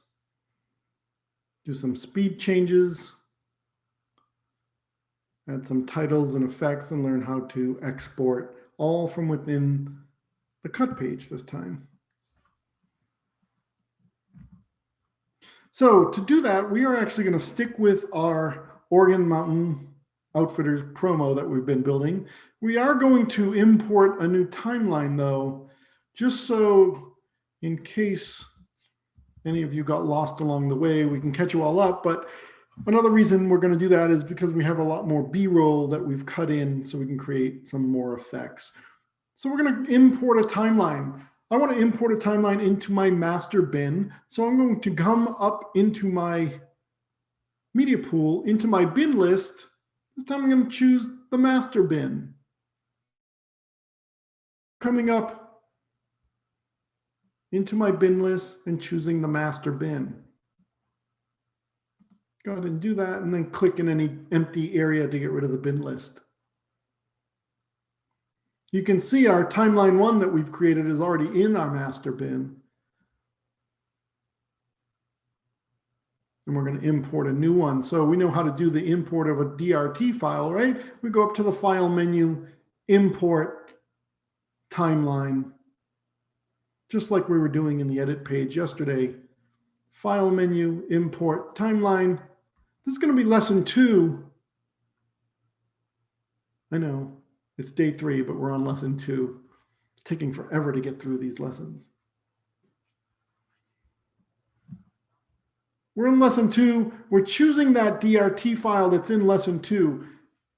It's called chapter 2 OMO promo. I have no idea. I didn't know that that said that. It's OMO promo. And we're going to choose open. When you do that, it's going to import the timeline into the master bin and load it into our timeline window. And you can see there's a lot more B-roll in this time. We're going to start by trimming. Learn how to do some trimming in the cut page, which is slightly different than the edit page. So you'll want to pay attention, even if you think you know about trimming. It's similar, but there are a few unique things about it that you'll want to know. Let's find some clips to trim.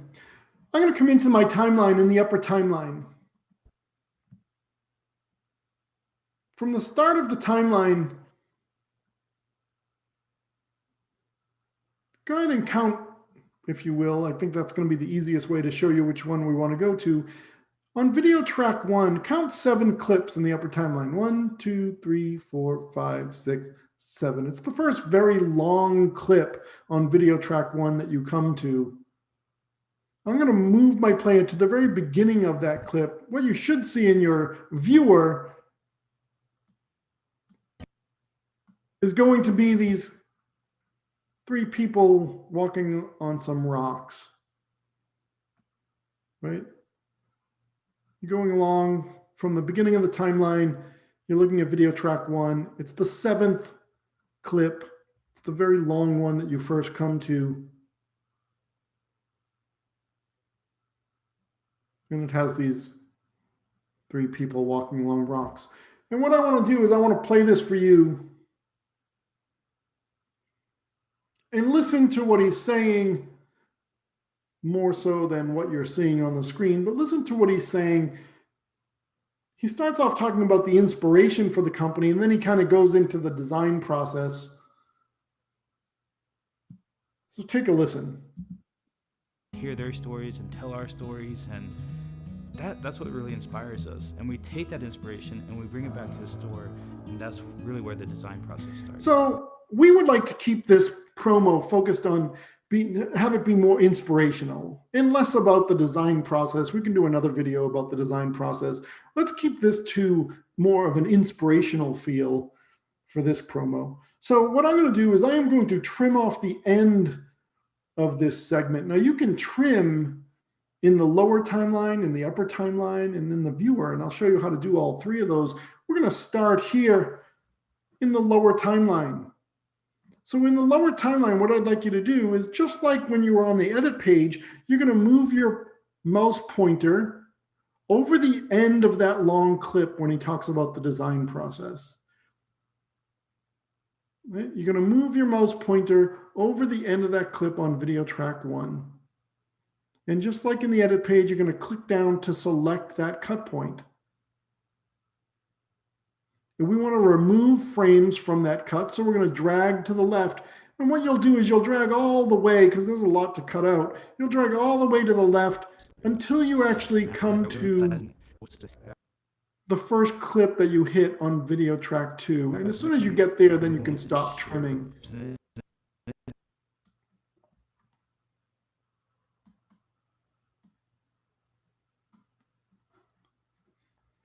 So if you look in my lower timeline, we're just trimming until we reach the first clip. We're trimming to the left to remove frames from the end of that clip. And you stop when you reach that first clip that you come to on video track 2. It's the woman staring at the canyon. So your cut and her cut will end at the same point. You can look up here and zoom and see that.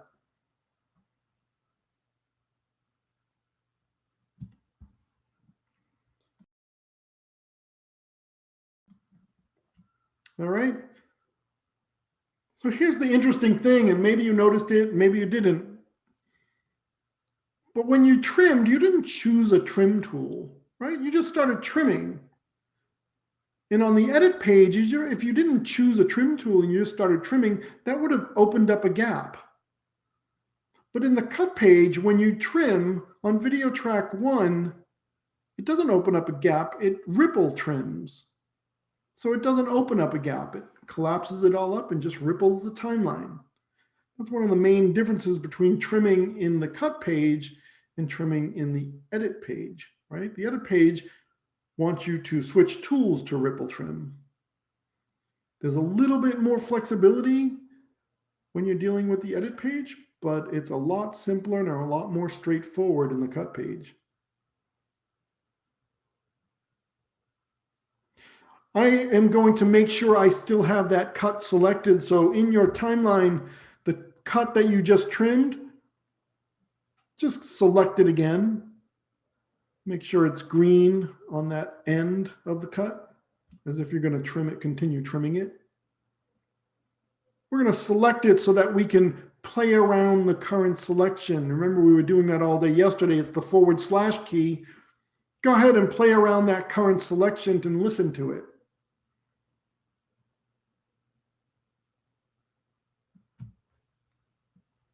I'll do the same thing up here. That's what really inspires us. And we take that. My name is Chris Lang, and I'm the founder of So we almost got all of it, but we didn't get all of it. We still need to trim just a little bit. If you're trimming just a little bit, sometimes even the zoomed in area in the lower timeline is too big to trim in. If you look in the viewer has a more precision trimmer. Look in the viewer, and what you're looking at is the outgoing shot that you were trimming on the left and the next shot that's incoming on the right. You have 2 film strips.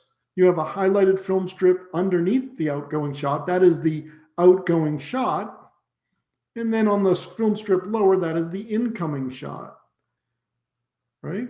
And you have handles on the top to trim the outgoing shot, handle on the bottom to trim the incoming shot, and a handle in the middle here that will do a rolling trim. It will trim both simultaneously. Remember, we did that yesterday too in the edit page. So this precision trimmer in the viewer can be a lot more, can be a lot easier to trim when you're just trimming a few frames, like 10 frames. And that's what we want to do. We want to continue trimming on the outgoing side using this precision trimmer in the viewer. So first, if I just want to trim the outgoing side, I'm going to choose the handle on that top film strip. So I just trim that one clip. And then I'm going to click and start dragging. If you want to look up here and zoom to see, I'm just clicking on this and I'm going to start dragging to the left, maybe about 10 frames. So when you see -10, that's about where you can stop. You can see how much easier that is than going down into the lower timeline and guessing if you trim 10 frames. When you've trimmed 10 frames, hit the / and play and see if that sounds right to you. That's what really inspires us. And my name is Chris Lang, and I'm the founder of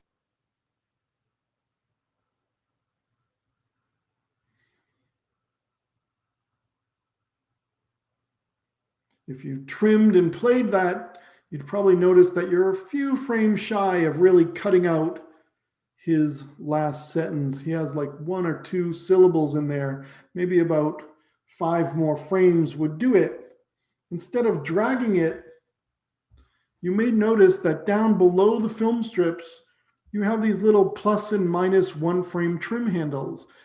You have one under the outgoing side and one under the incoming side. So if you just want to trim this outgoing shot, remove 5 more frames, let's say, come down to those trim 1 frame increment buttons and do a -1. Just click on that maybe 5 more times. 1, 2, 3, 4, 5. And then play it and hear if that sounds better to you. / to play. That's what really inspires us. My name is Chris Lang, and I'm the founder of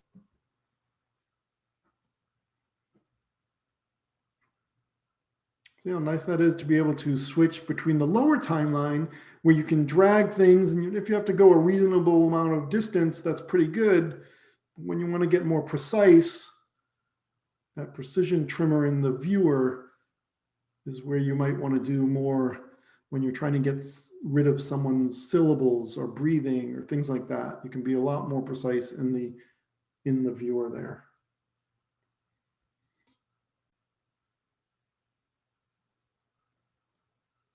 All right, let's say we're good with that. That sounded pretty good to me. If it sounds good to you, we're going to move on. You can trim clips on video track 2 as well. We've been trimming the video track 1 interview, but you can trim clips on video track 2 as well. In this timeline, in the upper timeline or lower timeline, whichever one, I want to trim this shot that's right before the woman in the canyon. It's kind of should be 1 clip prior to where you are. It's these people sitting on the sand dunes during sunset. So I'm going to move my playhead. You can use the upper timeline or the lower timeline to move to the beginning of that clip. You might notice that your viewer is still in the precision trimmer. If you just want to get back to your regular viewer, in the upper left-hand corner of the viewer is that little X button. You can click that close button to get back to a regular viewer. So we are just moving 2 clips prior to where you were. It's these people sitting on the sand dunes during sunset. Move to the beginning of that shot. You can look up here and I'll play it for you so we can all look at the same thing. You can see they're sitting on the sunset. stories, and that's what. And I don't know if you noticed this, but off to the right, the dog decided there's something more interesting over there. Now, the problem with working with dogs and children is they tend to not listen to instructions that well. So here, we would like to have the dog remain still. So we want to trim off this end of this clip where the dog gets up and leaves. So I'm going to come down into the lower timeline. Right? I'm going to come to the end of that clip just like we did before. Our cursor will change to a trim cursor. And I'm going to click and start dragging to the left until in the viewer, I see that the dog is sitting down again. Look up in the viewer and keep dragging to the left until that dog sits down. You're going to end up being somewhere around, maybe minus 30, 31 frames or so. And then you can let go. Now look what happened in the timeline when you started trimming, right? That trim isn't a ripple trim. That opens up gaps. And that is one of the fundamental differences in the cut page. When you trim on video track 1, it ripple trims. When you trim on video track 2 and higher, it is doing what's called an overwrite trim, just like you trim with the selection tool on the edit page, right? The selection tool does this same behavior, and to do a ripple trim, you change to the trim tool. Well, on the cut page, ripple trimming is video track 1, and all tracks above it are overwrite trims, and they open up gaps. And that makes a lot of sense when you think about typically how a timeline is structured, right? You have your interview on video track 1, and you want that to kind of remain in place and ripple the timeline.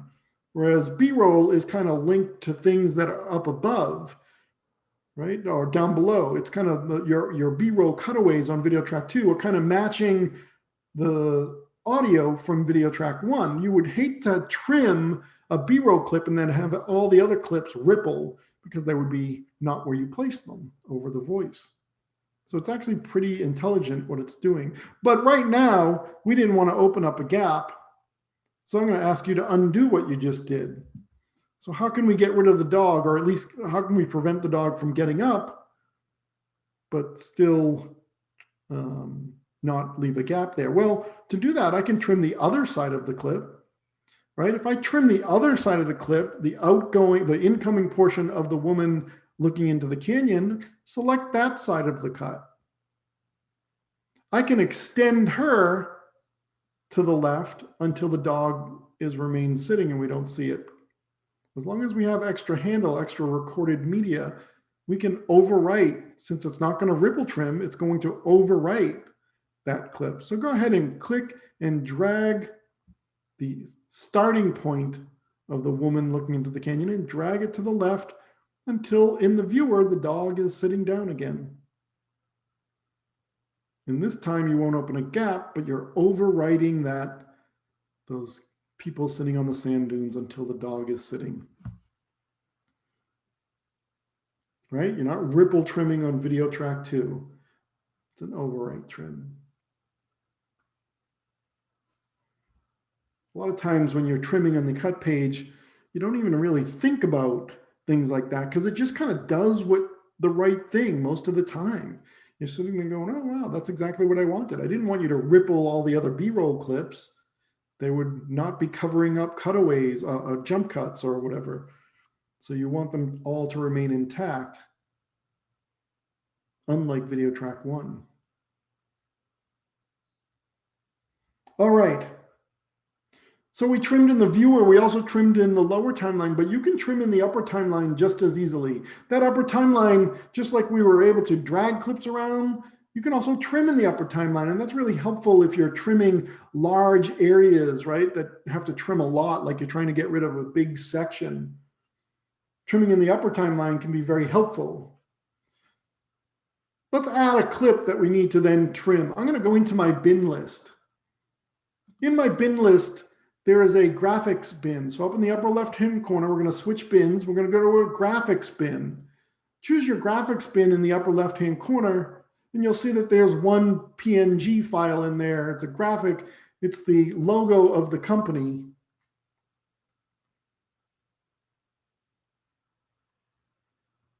And I'm going to add that to right over the very first clip. So if you want, you can move your lower timeline or your upper timeline. You can move the playhead to the very beginning of your timeline. Just drag that playhead in the upper timeline to the very beginning. You can drag this PNG either to the upper timeline or the lower timeline. I find it a little bit easier in the lower timeline. So if you want to look up here, and I'll show you where we're going to place it, we're going to have this right at the beginning of the timeline. We're going to make a new video 3 track just by dragging it. And I'm going to the lower timeline, And I'm just lining it up right at the beginning. So go ahead and drag that PNG so it lines up right at the beginning. And you're adding a video track 3 so it sits on top of those mountains.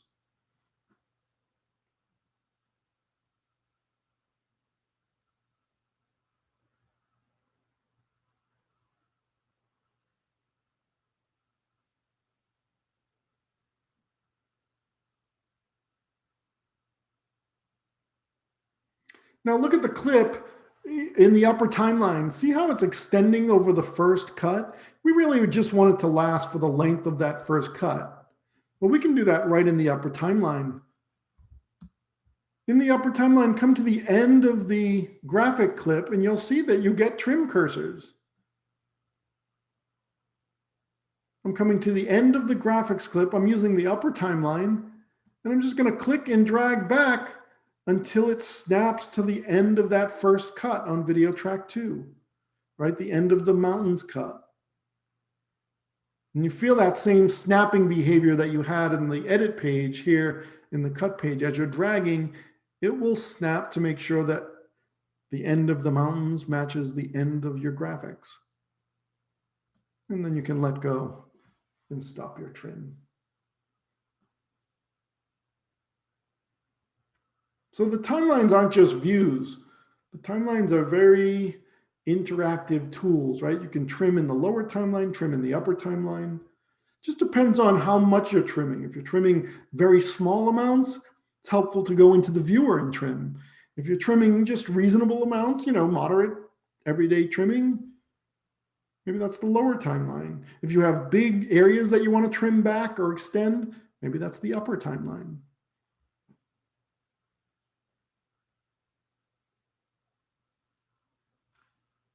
All right. What were some of the other trimming things that we did in the edit page? We did some slipping. Do you remember we slipped a clip? We slipped that water taxi to see more of the bright area. Well, you can slip clips here in the cut page as well. Here, take a look up here in the timeline, in the upper timeline. Look up here first so I can tell you where we're going to navigate to. We're going to drag somewhere in the middle. You'll see this group of 3 clips on video track 2. We're going to go to the middle clip of that. It's this woman jogging in the mountains. It's right in the middle of your timeline. You'll see this group of 3 clips on video track 2. We're going to the middle one. You'll first see this shot of mountain biker, and then we're going to the next clip with this, which is this woman running on the hills. I'll play it up here so you can see it. It's a fairly quick clip, but if you look up here in Zoom, so I'll show it to you. If you look at it, she starts pretty far back, and then she doesn't really get in front of the camera much.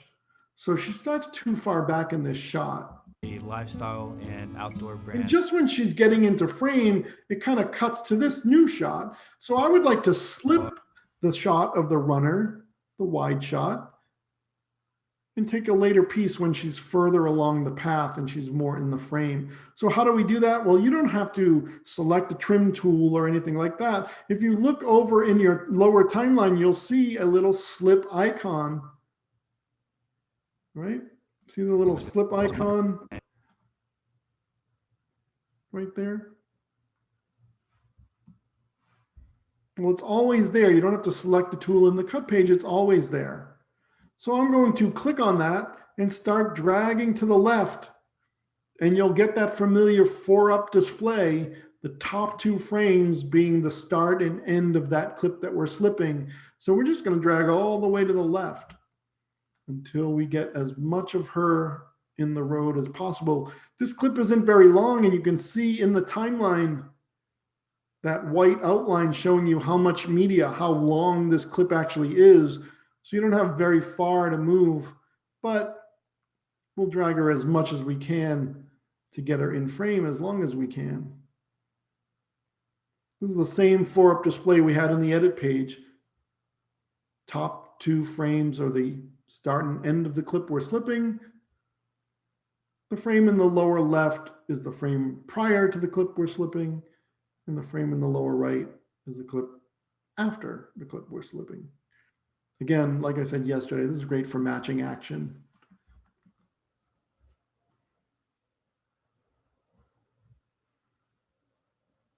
That's a lot of the trimming. You can see how pretty easy it is. You're not changing tools a lot. Like we were changing tools a lot in the edit page. We were zooming in and out of the timeline. The cut page is much more, all the buttons are on the screen for you. You're not switching tools. You're not having to zoom in and out. Is it as flexible as the edit page? Not really. You can't zoom into the timeline as far as you want, right? But for pure speed, it is much faster to cut in here because you don't have to zoom in and out all the time. You're not switching tools all the time. They're all right there laid out in front of you. This is great if you are, let's say you need to produce 5 or 6 short web videos, right, that are going to go out today. Really quick turnaround. They're short form projects. It's not like a long form editor. Your edit page is more of your traditional long form editor. We have lots of clips, lots of metadata, lots of things that you're having to manage, right? That's what the edit page is for. The cut page, quick turnaround. All the buttons are there for you. Click on what you need, move on to the next project. That also pertains to when we get to effects. Like, let's start working on some transitions here. What I'd like you to do is just click in an empty area of the upper or lower timeline, in an empty gray area, just so nothing is selected. We're going to add some transitions. I'm going to move back to the clip we trimmed with the dog sitting on the sand dunes. Let's move back to that cut back in your timeline.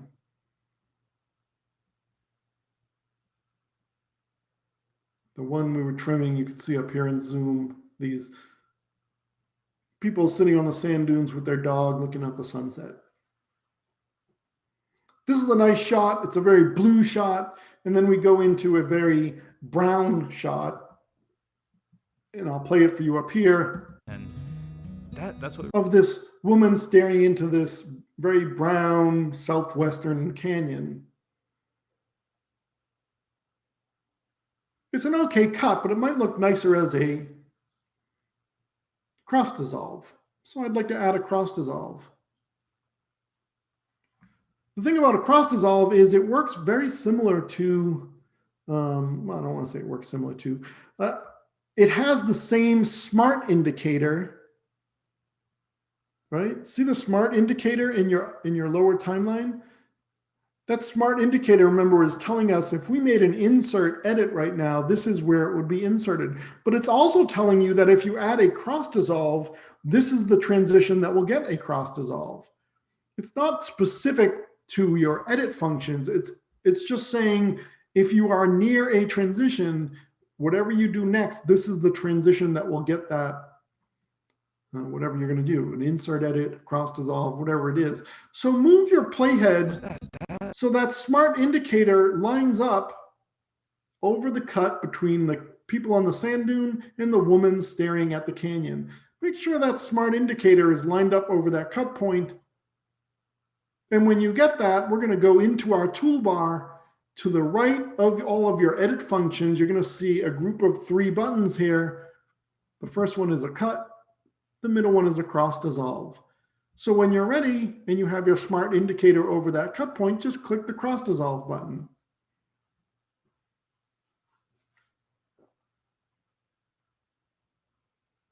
Right, and your cross dissolve gets added. If you want, you can back it up and just play over that cross dissolve. and that's what. Do you remember how we changed the duration of a cross dissolve in the edit page? You can just come down and do it the same way in the cut page. Come down to the left edge there of the cross dissolve icon in the timeline and just click and drag. I'm going to shorten this to maybe be a 12 frame dissolve just by dragging it in the timeline. You have the same controls in the inspector. It's the same cross dissolve, right? If we were on the edit page, we'd have the same functionality. You'd see the same inspector.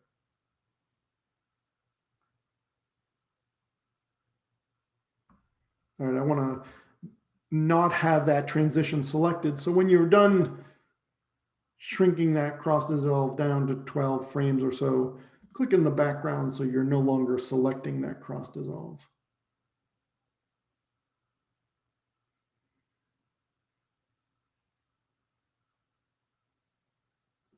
Move in the lower timeline, in your time ruler, right? Just dragging the time ruler to move your timeline to the left so that your smart indicator shows up at the end of the woman looking at the canyon. You're just going to drag to the left, and eventually your smart indicator will end up right over the end.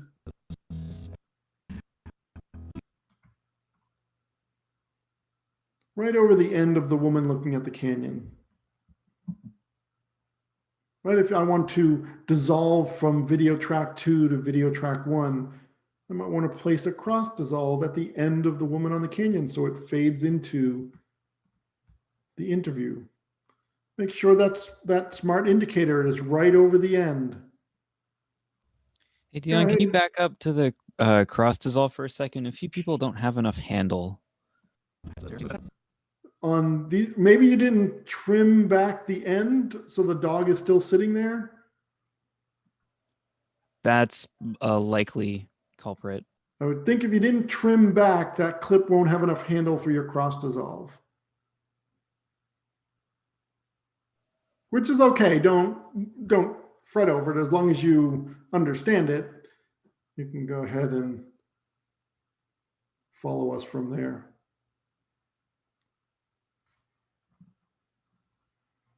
So I'm moving my playhead somewhere near the end of that woman on the canyon. My smart indicator is telling me if I add a cross dissolve, it's going to add to the end of her clip, and I can come over and click my cross dissolve again.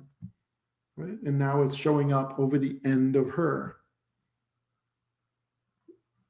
And if I play it, that's what really inspires us. My name. You can see that you see video track 1 underneath. You also see a little jump cut, right? You see, because it's fading over the jump cut, you see the jump cut happen through the cross dissolve. That isn't really what we want. Maybe we don't need a dissolve there at all. How do you remove the cross dissolve? If you have it in place, just move your playhead over the cross dissolve. The arrow is still showing up at the end there, at the end of our woman on the canyon. There's my smart indicator.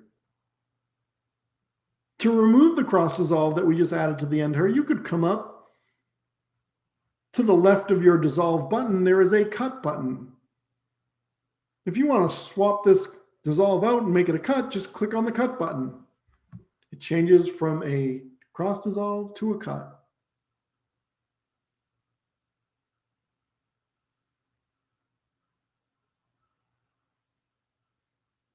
Everyone get that?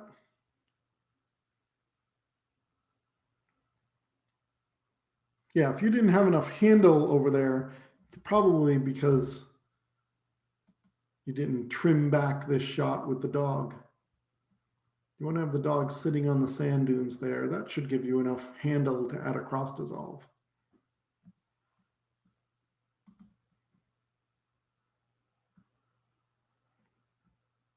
If your playhead is at the end of the woman on the canyon, and you removed that cross dissolve by switching to the cut button, at that point, let's play a little bit forward. We have if you look a little bit ahead in the timeline on video track 1, you'll see that there is a jump cut there, right? You don't even have to play it to see that there's a jump cut there. It's the same clip on video track 1 on an upcoming cut.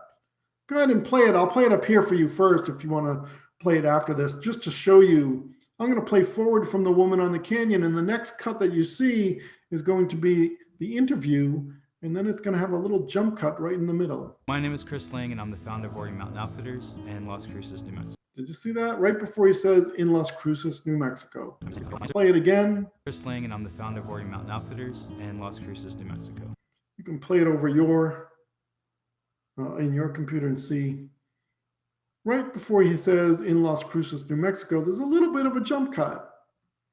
and I would like to fix that jump cut. So instead of covering it up with the B-roll, I'm going to use a special transition called a smooth cut.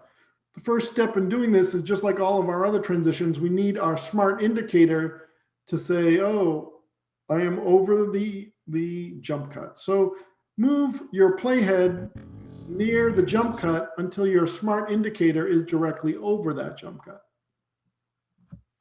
Okay, smart indicator, and here's my jump cut.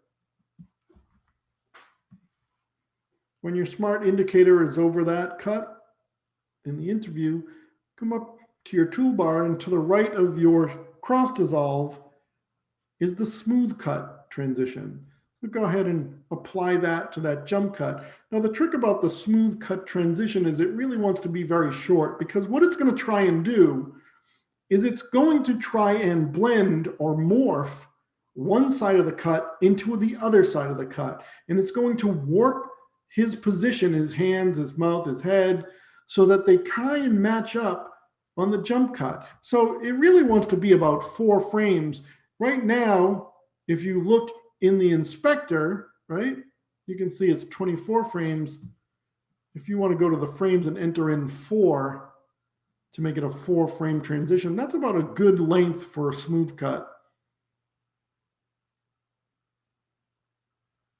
If you don't see it in the inspector, you want to make sure you're on the transition tab. And then in the frames area, just enter 4. And then you can back up and play over it. And you'll see that it makes a very nice, smooth transition, as if it's one continuous shot. Mountain Outfitters and Las Cruces, New Mexico. Right? Doesn't look like a jump cut at all. Looks like he's just shifting his shoulders a little bit.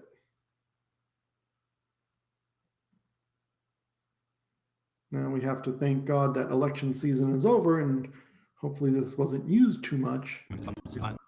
But I think morally in this promo, we don't have any issues. Outfitters and Las Cruces, New Mexico.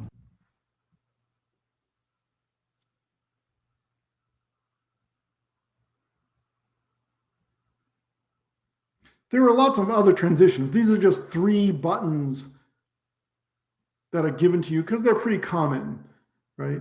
A cut, a cross dissolve, and a smooth cut. But there are all the other transitions that we had in the edit page, you have in the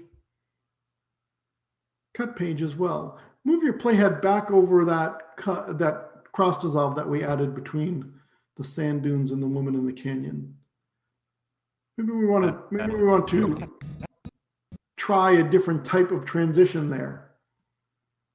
Well, to get access to all of the transitions, remember in the edit page, we went up to the effects library. Well, in the cut page, we're going to go up and there's a transitions browser. You can see there's a transitions browser, a titles browser, and an effects browser. Whereas in the edit page, everything's kind of lumped into one effects library, and then there are different categories there. Here in the cut page, they are direct buttons. Click on the transitions button to open up the transition browser.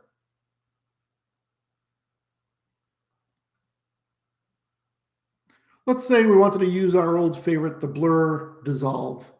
Well, in the blur dissolve, just like in the edit page, you can come over on that blur dissolve kind of thumbnail and just skim across it to get a live preview in the viewer. Moving my mouse back and forth over the word blur dissolve, you'll get a preview in the viewer to see if you like that effect. And just like we did in the edit page, if you want to replace it, you can just click and drag the blur dissolve on top. It's easiest to do this in the lower timeline, although you can do it in the upper timeline. Just drag it over that cross dissolve icon in the timeline and let go to replace it.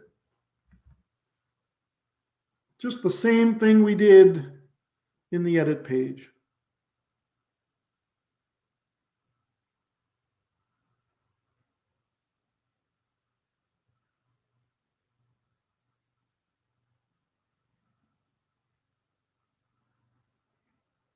A lot of the functionality that you're used to in the edit page is the same here, and that's what makes it so easy to bounce back and forth.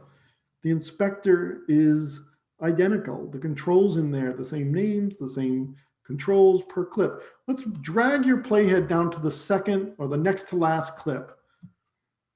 Move your upper timeline playhead to the next to the last clip. Do you remember this is the cutaway, the close-up edit that we edited into our timeline? What if the close-up wasn't close enough? Maybe I wanted to make it a little bit closer. Well, I'm going to first select that clip on video track 2. In the lower timeline, go ahead and select that close-up edit on video track 2. Right in the inspector, you can see that our zoom controls, it zoomed into the clip 25%, right? Maybe I want to go a little bit tighter, make it more of a close-up. So you remember this from yesterday, hover over zoom X or Y, the number value, and click and drag to the right. And in the viewer, you'll see, maybe I'll go to like 1.7, somewhere around there.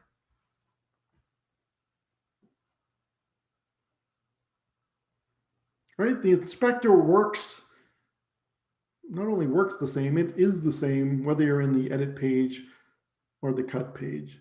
Now in the edit page, we also had on-screen controls, right, where we zoomed it up. Or what if I wanted to move this over or zoom it up? Can I get on-screen controls here? You can by going into the viewer, into the lower left-hand corner, you'll see this kind of gears icon. This is your tools button. Click on the tools button and now you'll have on-screen controls. You also have a lot of tools in there that mimic what's in the inspector. But this will give you your on-screen controls. So we're going to pay attention to our rule of thirds, if you remember the rule of thirds, right? Fibonacci, anyone? Bueller? We want to move him over to this kind of third section over here of the screen. So just click and drag to move him over. You can see once you have the tools open, you can click and drag in there to reposition him or resize. Now we have a nice rule of thirds framing. Let's close our tools since we can get our viewer expanded, hide all these tools in there. Just click on that tools button again to hide it. There are all sorts of controls in here. For instance, let's move back in our timeline. Just move back to the next cutaway on video track 2. Moving backwards, you'll come to the next cutaway, which is this picture of the sign, buy a shirt, give a lunch forever. If I play this right now, watch what happens when I play this. With every purchase, we donate a lunch to local schools. It's an important shot, but it's very unstable, right? If you play it on yours, you'll see it kind of bounces up and down as it dollies across. Every purchase, we donate a lunch to local schools. But it's an important shot because it's the whole point of the company, right? You buy a shirt, you give a lunch. So I would like to stabilize this. To begin with, I'm going to select the clip in the timeline. In the lower timeline, select that clip. In your inspector, if you scroll down, you'll see stabilization underneath speed change. This is new in DaVinci Resolve 17 that there's a stabilization tool in the inspector. And it's the same for the edit page. So I'm going to click on the name stabilization to reveal the controls. You have a lot of controls here, but if we just want to smooth something out, you can just click the stabilize button. You don't have to do anything. Just click the stabilize button. It will analyze it and it'll try and smooth out the move. It's not going to try and lock it down like it's on a tripod. It's just going to try and smooth out the bumps. That's the default behavior. You can camera lock it. There's an option for that, but we don't want that. We just want to smooth this out. So now once you've stabilized, go ahead and play it back. Every purchase, we donate a lunch. And see how smoother, there's no bumpiness. Every purchase, we donate a lunch to. If you forget what it looked like, go Go back into the inspector. To the left of the name, remember we did this before, to the left of the name, when we were dealing with the tilt shift blur, there's a little red switch to the left of the name that allows you to turn off any parameter or any kind of function, transform, cropping, stabilization. You can turn it off right there with that red switch. And now you can see the clip without stabilization. With every purchase, we donated lunch to local. You can see there's a lot more bumpiness, especially at the beginning, and then click the switch to turn it back on and preview it. Really helpful whether you're in the edit page or the cut page. That inspector has that stabilization right there. Works beautifully to smooth things or lock things down depending on what you need to do.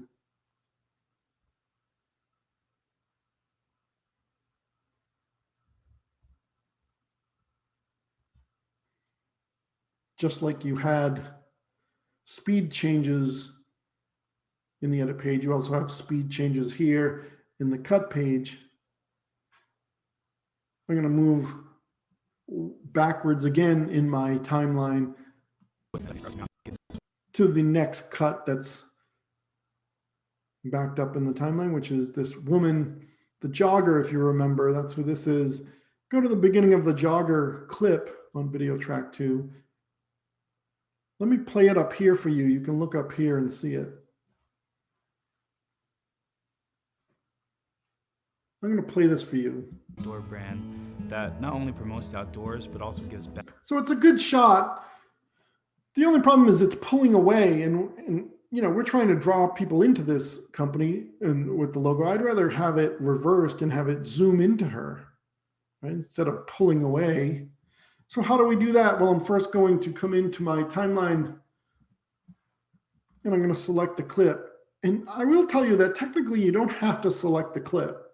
If your playhead is over a clip, the inspector kind of controls that clip. It just knows you're over it, and that's the one it will control. I'm just saying select the clip because I can't see that you have anything else selected. If you have anything else selected, then that's the object that the inspector is going to control. If nothing is selected in the timeline, it's going to control the clip that's underneath the playhead. But I'm just saying select it since I can't see your computers. That way we're safe. So I want to speed change this. Remember how we did that in the edit page? The first way we did it was in the inspector.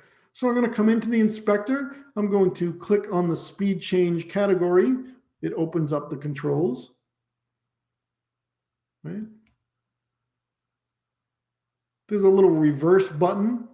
I could choose that. You can also enter in the speed percentage. If I want to enter in a specific negative speed percentage because I want it to go in reverse, I would type in maybe minus. Maybe I want it to be faster too. So like 175% negative. So I'm going to type in negative 175, enter. That's going to make it go in reverse, 175% of speed. And then you can play it. Outdoor brand that not only promotes. Right, and now you have a faster clip. Do you remember all the functions that you had in the edit page? You could do it with the retime controls. You had controls over the retime control allow you to stretch out the clip. Well, you don't have that in the cut page. The other things you have in the cut page in the inspector, right? The inspector is the same. So our optical flow is there. If you want to switch it to optical flow, it's down the bottom there.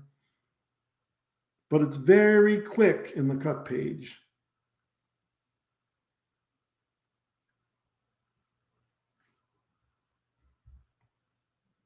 We haven't really touched on titles yet. So let's talk about titles. I'm going to move my playhead back in the timeline. If you go back in the timeline, you'll see the woman we just speed changed. The next clip before that is the runner. The clip before that is this bicyclist. And then we have our interview clip on video track 1. Move yourself over that interview clip on video track 1. It's kind of the first time you see him on screen. I'll play it up here for you so you can hear it. He introduces himself in this segment. It's the first time we see him on screen. My name is Chris Lang, and I'm the founder of Roaring Mountain Outfitters in Las Cruces, New Mexico. Right? It's right where you had that smooth cut transition. He's introducing himself. It seems like we should have a nice lower third for him. So I'd like to add a title here. To add a title, I'm going to come up to my titles browser. Right next to my transition browser, you'll see the word titles. Click on that titles browser in the upper left-hand corner to the right of your transitions browser.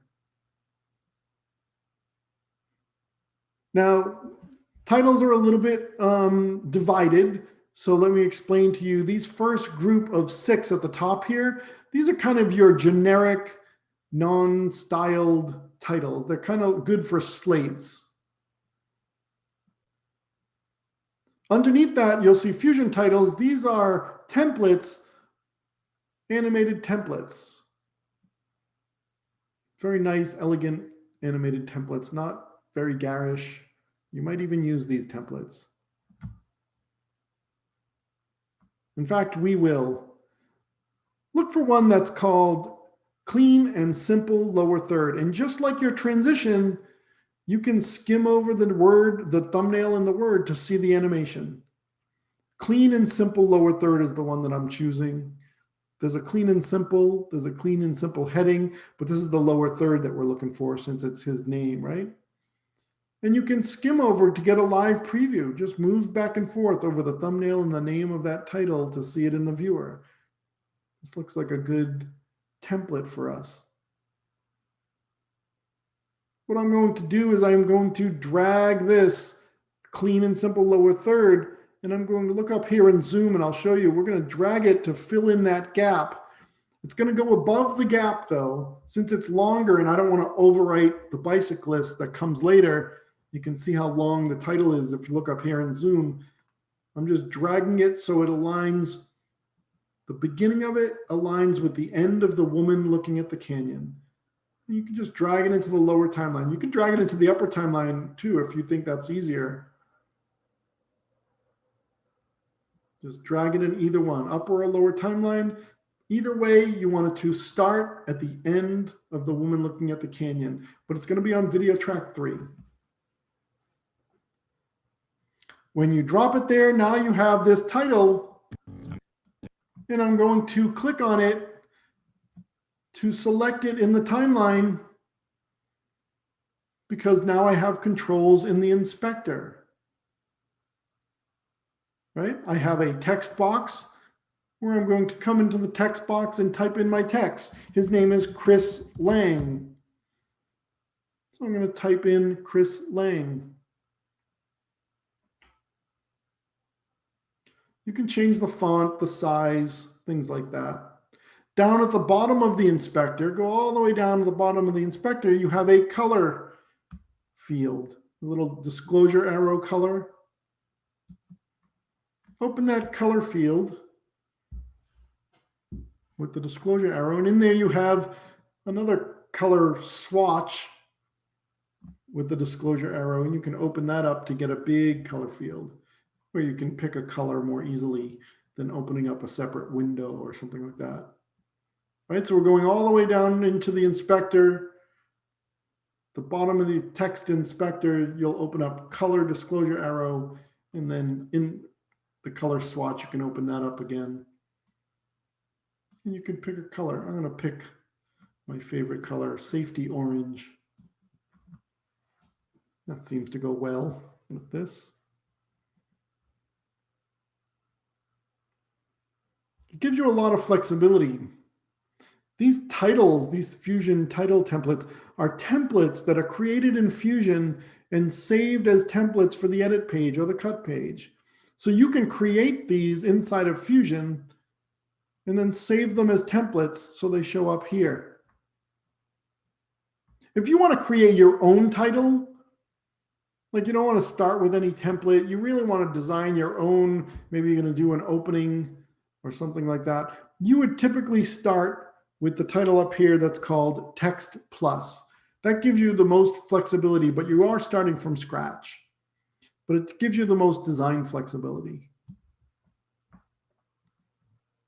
Now our title goes a little bit too long, so we know how to trim it. Just like trimming other clips, you can come in and trim the end of it so it ends before our bicyclist, our mountain biker, comes on screen.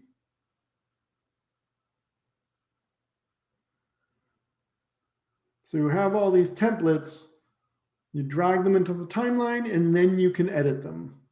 And you can modify them how you like. You have to add them into the timeline first, and then you'll get their controls in the inspector.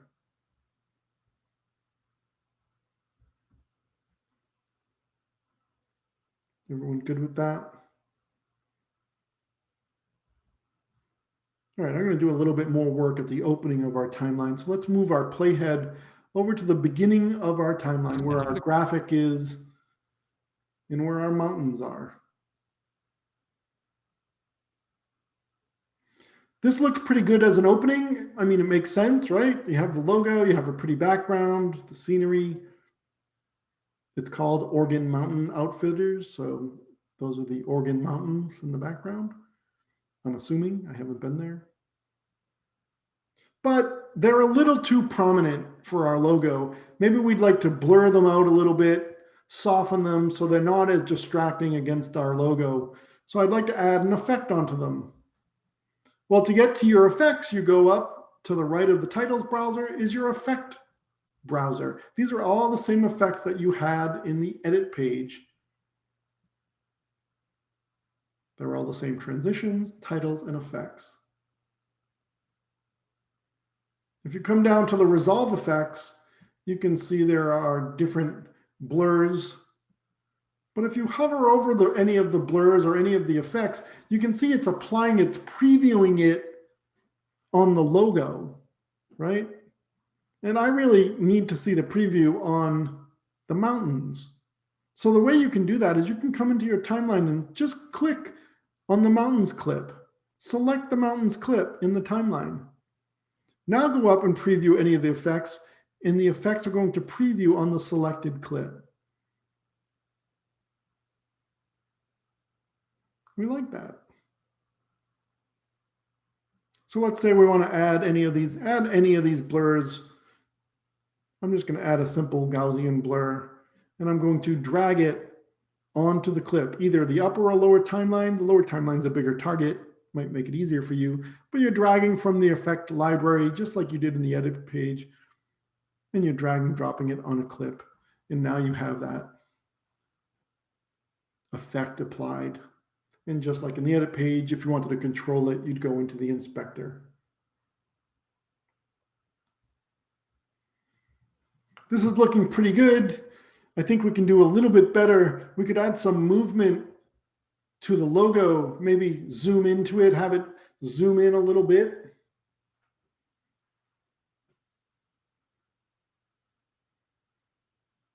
Add some motion to this. So how can we do that? Well, instead of adding keyframes, you can use something called dynamic zoom. You may know it by another name. In other places, it's called the Ken Burns effect, right? Where you can automatically pan and zoom on a still graphic or a video clip. Here, we're going to select the graphic in our timeline. We're going to come into our inspector, and you'll see in the middle of your inspector, dynamic zoom. So come over into your inspector and click on dynamic zoom, the little switch to the left, to turn it on. Right, we're just going to turn it on, and automatically it's going to pan and zoom on the Oregon Mountain. It's going to zoom out on it. It's zoomed in already. So go ahead and play once you turn on dynamic zoom. Really being on the road, visiting these places. Right? See how it just starts to zoom back? No keyframes, just doing a nice pan. But you can see it's a little linear. We don't want it to be linear. So go back into the inspector and let's make this ease in and ease out. Also, it's the opening to our program. So instead of having it close up and zoom back, I would like it to do the opposite. I would like it to start off smaller and slowly zoom in. So Also in your inspector, click on the little swap button underneath the ease in, ease out. Now it's going to start smaller and zoom in. So go ahead and play it. Really being on the road, visiting these places. See the little acceleration it had? Much smoother move. Now you can customize that a lot more with on-screen controls. Do you remember how we got the on-screen controls before? In the lower left-hand corner of the viewer, there's the Tools button. Click on the Tools button. By default, the tools on-screen controls are set to transform, but underneath the viewer, go 3 buttons in, and that is the dynamic zoom button. You can get the on-screen controls for the dynamic zoom by just clicking on that button.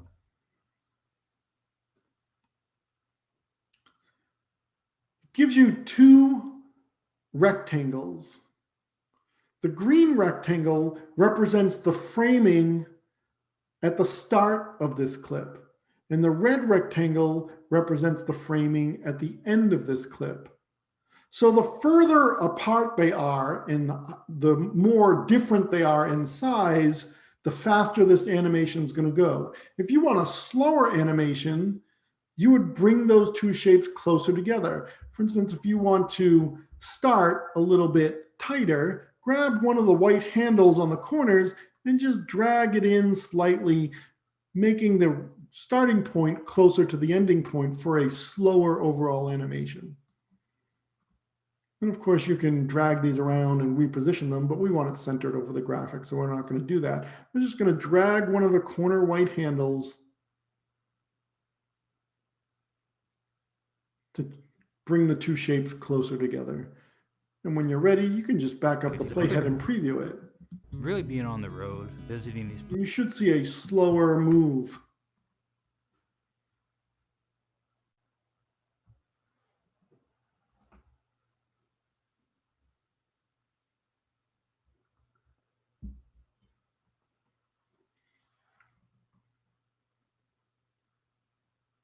And when you're done with that, just click on the Tools button to get rid of the on-screen controls.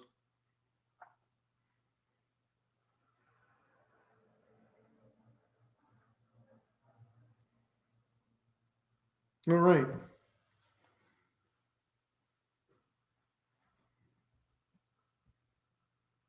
So far, we've just been dealing with video effects, but all the same audio effects that you had in the Fairlight page are available to both the edit and the cut page as well. So that noise reduction, that dehummer we used in the Fairlight page, you don't have to go to Fairlight to use those. You have all those same kind of plugins right here on these pages. If you look up in your effects browser, you have tabs at the top there that say video and audio. If you want to access those audio plugins, you can just click on the audio tab and all of a sudden you have these same audio plugins. You'll see your noise reduction and dehummer listed there as well.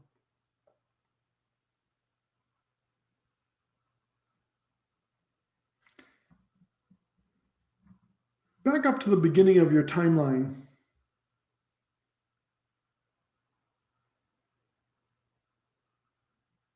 And just, if you have headphones, this will be a lot easier. But if you don't, you can still tell what's going on. I'd like you to play the timeline and listen to his voice, especially if you have headphones. Really being on the road, visiting these places, and capturing their beauty with their cameras. It's not just the landscapes, but it's also the people. For those of you who don't have headphones, look at the meter on the right side of the viewer. You notice that his voice is only showing on one channel, right? That's the loud one that's bouncing. It's the left channel there.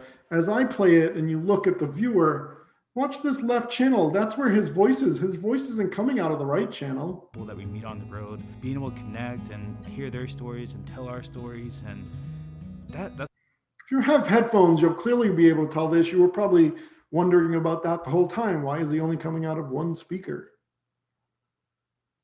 Well, this is a case where, the channel, it's kind of opposite of what we had yesterday. There's only one real channel, although it was recorded in stereo. He's only recorded on one channel, but we're dealing with the stereo track, so he's only coming out of one air. One air.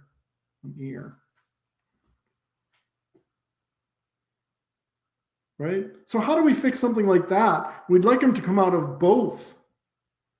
Right? We don't want it to be stereo. We want it to be mono. Well, instead of going in and modifying channels, you can't really do that here. You'd have to go to the edit page or the Fairlight page. There's a nice quick fix in these plugins. It's called Stereo Fixer. You'll see it right here in your audio list of effects. It's towards the bottom of them. Stereo Fixer. I'm going to take that stereo fixer and I'm going to drag and drop it onto his first clip in the timeline on video track 1, right? I want to fix his audio.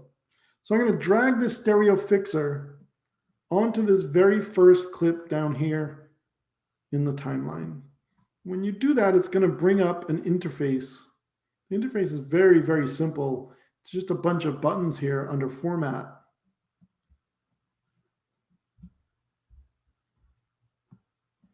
What Stereo Fixer does is it kind of redistributes a single channel of audio into potentially a stereo, or reverses it. It does different things with it based on the button that you select. Right? The first one is, yes, this is a stereo clip, just leave it the way it is. Right? The left channel is the left channel and the right channel is the right channel. The next button over to the right is swap them. What's in the left channel should be in the right channel, meaning what's in your left ear should be in the right ear, and vice versa. The third button is mono. It takes both channels and creates a mono output of them. And the fourth and fifth are kind of similar in that they take the left or right channel and sends it out both left and right. We could use one of those, but we're going to use that third button, which is make this a mono clip. Now, it's not physically going in and doing that. It's just changing the sound so it sounds like a mono clip. So just click that third button, and then you can close the window and play over the clip again. And if you want, just look at the meters. You'll see that it comes out of both channels. Really being on the road, visiting. Right? And you'll hear the difference as soon as it gets to that second clip. Really being on the road.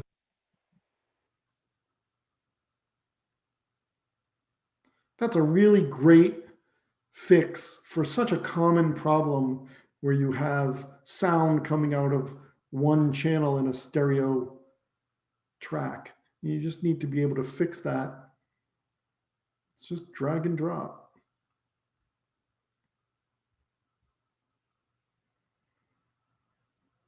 All right, let's say that our timeline is done now. We've done the work. We have our promo. We want to get this out. This is an HD timeline. I would like to make it a square video because I'm going to go to Instagram and they like square video. They don't want 16:9. So how do I reformat this? Well, look up in the upper right-hand corner of your viewer to the right of the time code number. You can look up here in Zoom if you're wondering where that is.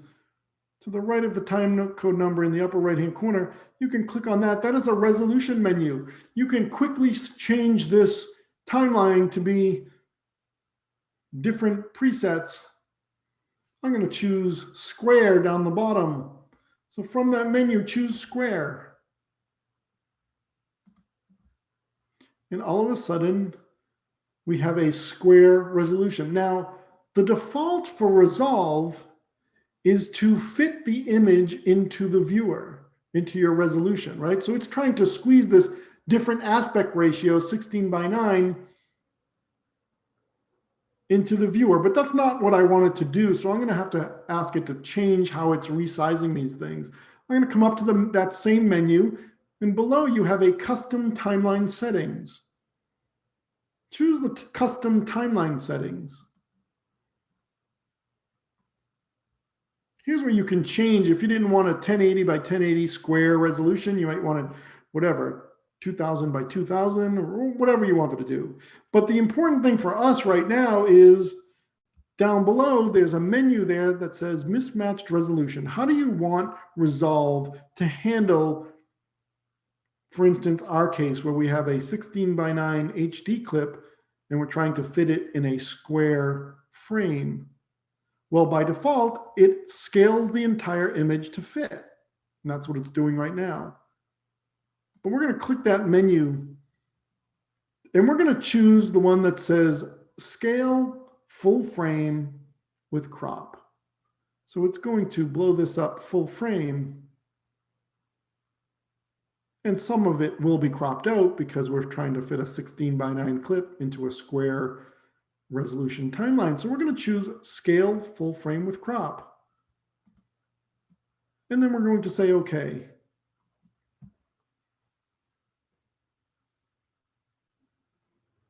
Now you can see we have our images filling up there. And if you play this, Really being on the road, visiting these places, and capturing their beauty with their cameras. It's not just the landscape. it's not bad. It's not bad. However, go to the third clip, which is the side of the car. And if you go far enough into that clip towards the end, you'll see the nose of the dog on the left-hand side. When this was a 16 by 9 clip, this is the third clip on video track 2 that I'm looking at.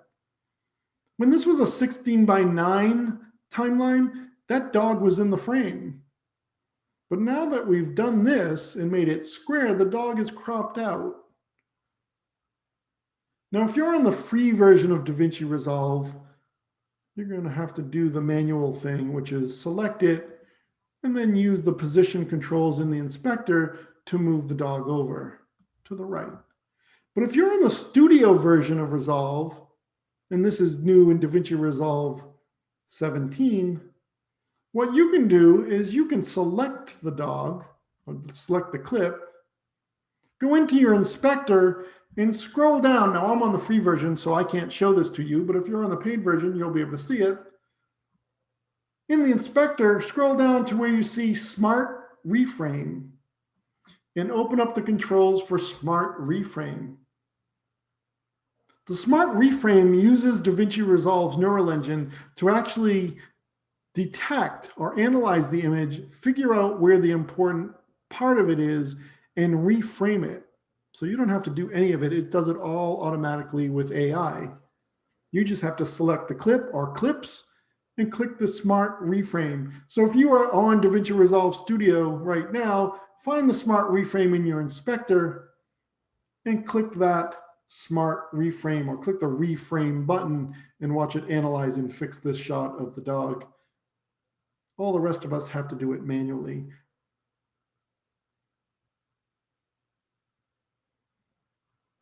And that will work great on people's faces, on pets, which is most important, and on other objects as well. All right, last thing we're going to do tonight, we're going to end a little bit early. I'm going to give you the night break. Thank you, Dion, very much. You're going to get out early, but we're going to do one last thing. We need to get this project exported out. How do we do that? Well, in the cut page, export is built right into the cut page. You don't even have to leave the cut page to do it. There is a quick export button. In the upper right-hand corner, you'll see quick export. Just go all the way up above your inspector. You'll see quick export. It's right near your inspector button. Go ahead and click that quick export button. The quick export gives you a bunch of presets for H.264 or Vimeo, YouTube, Twitter. Let's decide that we're going to go to Twitter. So click the last button.